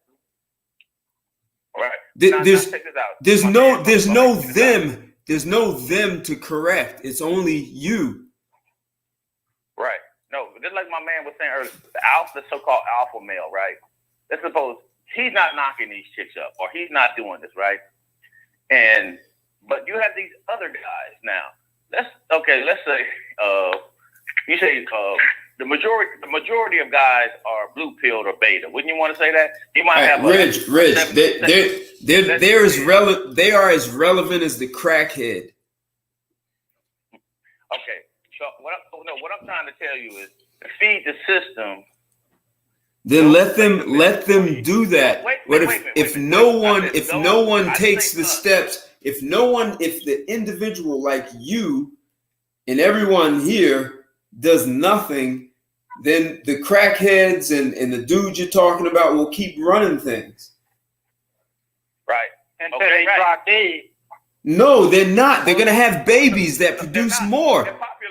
You gotta stop depending on them dying out because they'll just multiply even faster. Right. That's what I'm trying to tell you. That's what I'm trying to tell you. If you want to clean up the black community, you're going to have to purify it. You're going to have to burn that baby down and then spray it with 500 billion gallons of rat poison. Make sure you kill all the damn rats. Well, hold on. They treated with. Hold on. What's rat poison we got to do it? Hold on. When you go, we're making it seem as if it's the majority of the people. Right. And that's not true. When you go to listen, a bro. neighborhood, when you go to one of our neighborhoods, Yeah. it's thousands of people there. Yeah. You'll see a certain number of people that are addicted to a substance. That doesn't mean that everybody, most people, you know what they do? They get up in the morning, they're at the bus stop, or if you're in a certain city, they go on the subway, they go to work, they come home, they try to pay their bills, they try to feed themselves and their kids. Right. That's the existence for the vast majority, not only of people in our community, around the world. Okay. That's the vast majority of people that are just trying to make it. Okay. But to then focus on certain people, you know, you can go into a neighborhood or an area of tens of thousands of people. 25 drug dealers can make the place seem like it's the okay corral. Just 25. 25 good drug dealers can make the place and shoot up the place and make it seem crime-ridden. When the vast majority of the people are just doing day to day. Man, I grew up in South Central, man. You think I don't know that? Well, no, but I wasn't. Hey, bro, don't take exactly what I said at 100%. I was just throwing a little extra gas and shit on it. Okay, it's a good amount. All right. But he's Reg, but he's making a bigger point, and if you combine what he said with what I said, if no one does anything to improve themselves, nothing improves. So you can talk about the crackheads and the dudes who keep getting a lot of women pregnant. If no one starts to set a new example, then all they have is what's in front of them, and that's not what was always in front of them. So who's going to take the stand and move things in a different direction? Oh no. Hey, do what you do, but the outliers get treated like shit and you really get disrespected in the hood. Okay, so I mean, okay. And wait a minute. But now the funny thing about it is, when shit hit the fan, they looking for the outlier or the alpha dudes, if you want to really call them that. They be the captain and come to save the sinking ship. Well, that's what he's saying, because look, you got millions of fucking people saying that there's all saying you got millions of good people in the world, but ain't none of them doing shit. Right. So it takes a special type of person to step up to make a change, and not some of the time, but most of the time, that person becomes the one that's persecuted. Oh yeah, right now. Until the day that the majority see that they need them. That's what the fuck happened to Jesus. That's what the fuck happened to Jesus. Jesus, I'm not a Christian. I'm not religious. But that story points to that just there. The person that steps up to make a change is the one that becomes persecuted. You have to. And that's the type of person I am. I'm here on this earth to make a change. I'm not here to be your fucking friend. I'm not here to conform. I'm not here to go along with the rest of the motherfucking shit. I'm here to make a change. So, I'm with you, Andy, because like I told my old man the other day, I said, look, if I see the bandwagon heads over a cliff, I'm jumping off the bandwagon, bro. Well, see, if I see it heading over that cliff, I'm gone. Hey, look, a guy in the chat. Go ahead, Anthony. Keep going. Yeah, I mean, because look at the way the world is going, and nobody wants to lift up their head and realize what's really going on. You got all these people running down the street talking about Black Lives Matter. I mean, that's nice, but that shit ain't doing nothing for us. Everybody's going out voting, I mean, I'm not trying to step on nobody else's beliefs, but the majority of the stuff out here is not doing nothing for us, especially for us as black people. We have to take our existence in our own hands. Yep. And until we decide to do that, nothing's going to change. Exactly. And our women are not going to change. Because they don't have we to. We have to make a change for ourselves. And they don't have to. And right now, and in the meantime, the way things looking, man, you in purgatory, if you ask me. Hey, women don't want to change because women feel like they got the government to take care of them. No, man, forget that. No, that is not. I ain't gonna forget that. No. Listen. No, listen, Reg. No, Reg. That is not what's happening. Because there are too many men in the U.S. living in the same exact system, and they're not dealing with that because they don't tolerate that in their community. Oh, okay, that's fine.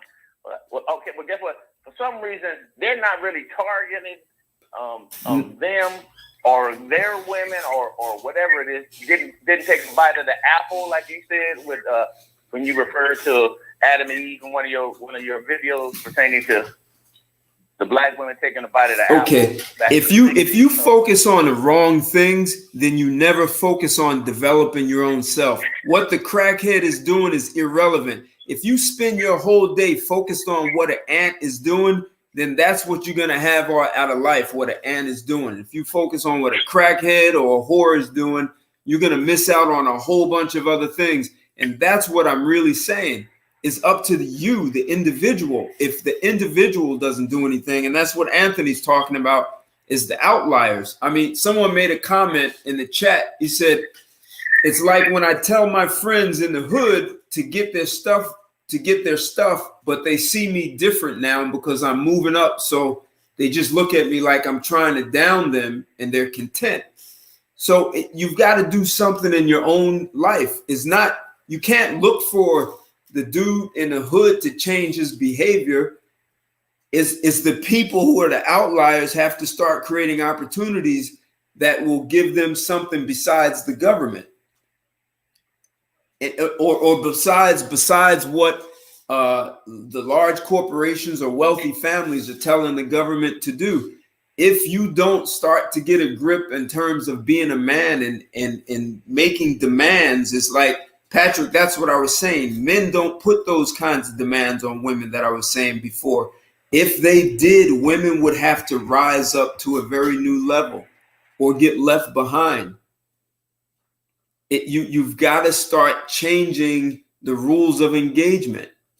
And if you look for the guy in the hood or the crackhead to do it first, or you wait for them to die out, and meanwhile they keep breeding more crackheads, you're just going to have more of that. So, hell, what's the difference between spending your life watching what an ant does or watching what a crackhead or a heroin addict is doing? It's up to you, the individual, and where you're going to focus your effort and energy. And this is a man's job, not a woman's.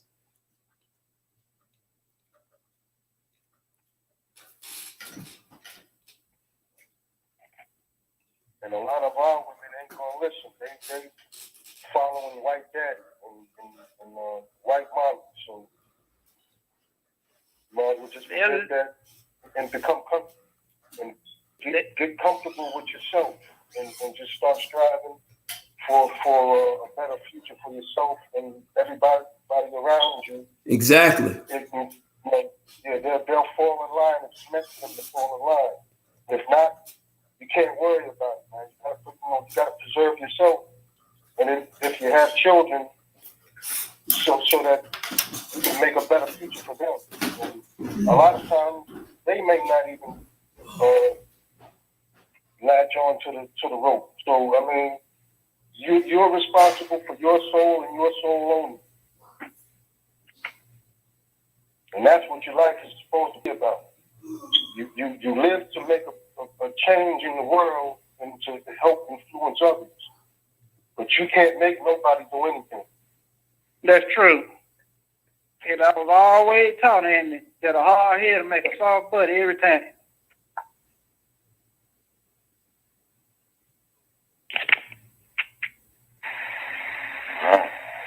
Well, all right, gentlemen. It's been good. I got to be at work in the morning, but I enjoyed the conversation and all the dialogue and all of that stuff. And I'll probably get back with y'all next Sunday night. All right. Ted? Hello? I'm still still on. It must have got knocked off. Oh, okay. Well, much love to all my brothers. All right, that was good talking with you. All right. Well, Kendrick, you still there? Oh yeah, right here. Your Ted must have got knocked off. Probably. Yeah. Yeah, man. You had some good points though, and a lot of them need to hit it. Cause like I always say, man, you can always learn from somebody else who done been in the shoes that you done been in. Yeah, that So, I harp on that because that's my life. That's my experience. You know what I mean? Hey, a lot of these young kids out here need to hear that kind of stuff. That's real talk. Yeah. So that you brothers can take hold of the torch when it's our time to step down. You know what I mean? Yeah, because you have to pass the baton to somebody. Yeah, and that's what the previous generation, they failed us because they didn't prepare us for what's coming, what's happening now. But there's no excuse for us not to step up. So that's true. The brothers in my generation, it's our job to prepare you guys. Yep, that's true right there. Cause say I'll go on to go by the upbringing that I had out here in the Harris household. As far as them bring me up in Sunday school and YPWW and all them things. So I didn't really stray too from what they taught me. But like you said, at the same time, a couple of them, I guess a few of us gonna have to pop our head, man, in order for them to get that lesson. Hey, does anyone know how many men signed the Declaration of Independence for the United States back in the 1700s? Oh my God! I believe it I don't know. 100 of them, wasn't it, Ted? You say 100? All right. What? Anyone else have an idea? Nah, I should know. I know certain things, but I don't know that. Okay. It was 56 men. And these were not 56 men in their 20s. Most of these cats there were some in their 40s, most were in their 50s and 60s, some 40s. I think maybe the oldest guy might have been in his 70s, but it was 56 men. So people think you need thousands or millions of people to transform and make changes. You don't. 56 men did that. They signed the Declaration of Independence. 56. Like someone said, just because 18 men in this chat want change doesn't mean billions of others. Now you have several 100 million people in the United States, and it was formed out of 56 men signing a document. You don't need a whole lot of people to make a change. Exactly. Mm-hmm. Well, the book does say, Ted, where 2 or 3 got in his name. He said he was gonna be there in the mix. So you don't need a whole bunch of folks, to get in that deep. You just got to be on one accord. And you have to understand, when they did that, there were a lot of people living here who still wanted to remain a British colony.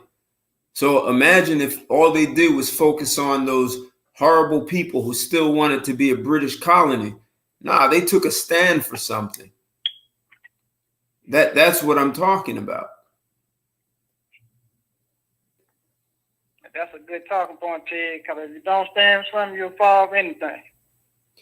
Yeah, but I mean, it doesn't, you've got to know what you stand for. And that's I think if you ask most people, especially men, what do you stand for? People give answers like, "Oh, I want to see a better world. I want to be happy." What really standing for something and putting your ass on a line for it. And this is where men are going to have to start to look at their world, their place in the world, what they stand for. Gidget, are you still there?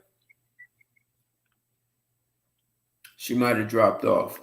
So I had asked Gidget 2 questions. One, if a man said, "Hey, here's money, let's just have sex, and if I like you later, we'll keep going," right? Or I'm not spending any money until I know that we're really compatible. So men get to decide these. Men are allowing women to create too many rules in life, and men are following them. Women are creating rules for what it means to be happy, what a good date is, and all this stuff.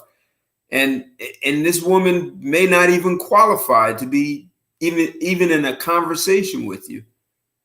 So men are going to have to take a stand and actually put demands on women to step to a much higher level.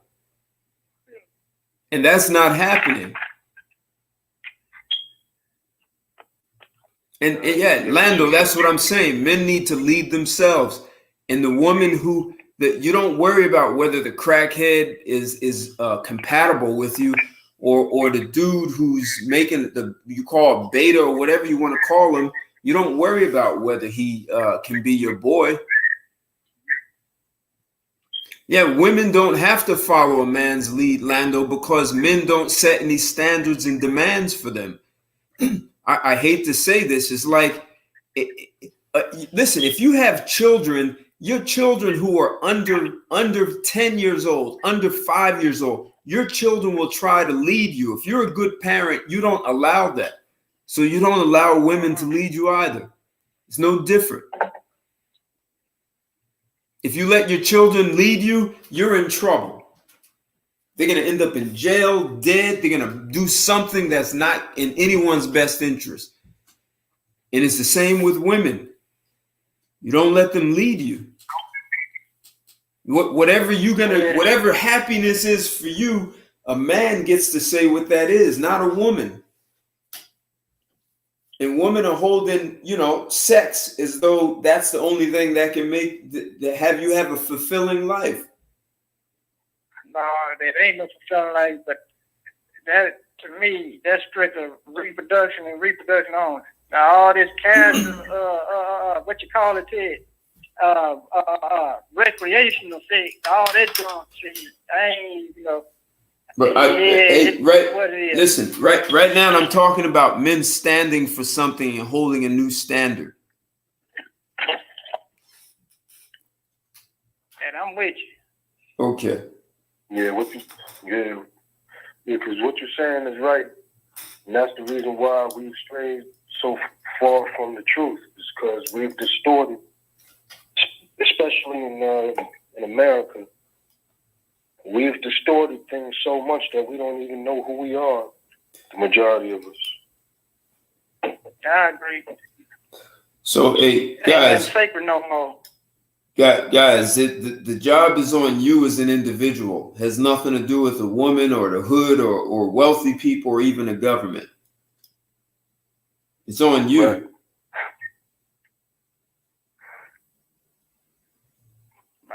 I do believe that, and I say this, I'm content for the time being, but I will say this, marriage is supposed to be a sacred thing. I know, Anthony, you know well better than I do, since you was in them shoes. So the way I'm perceiving things now ain't nothing sacred like it was, so I'm just going to hold out and just do me. Okay. I'm content. Yeah, I don't believe it's just, I'm like you. I'm like both of you brothers. I'm listening with you. I'm agreeing with you.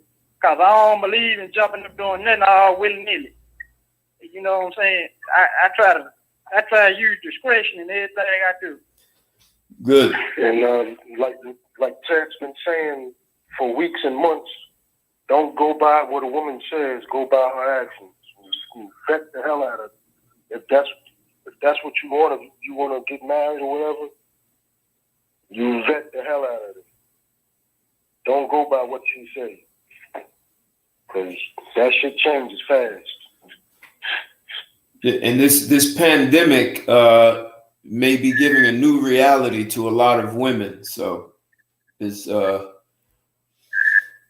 think Reg was implying this. So they'll be looking for the outliers.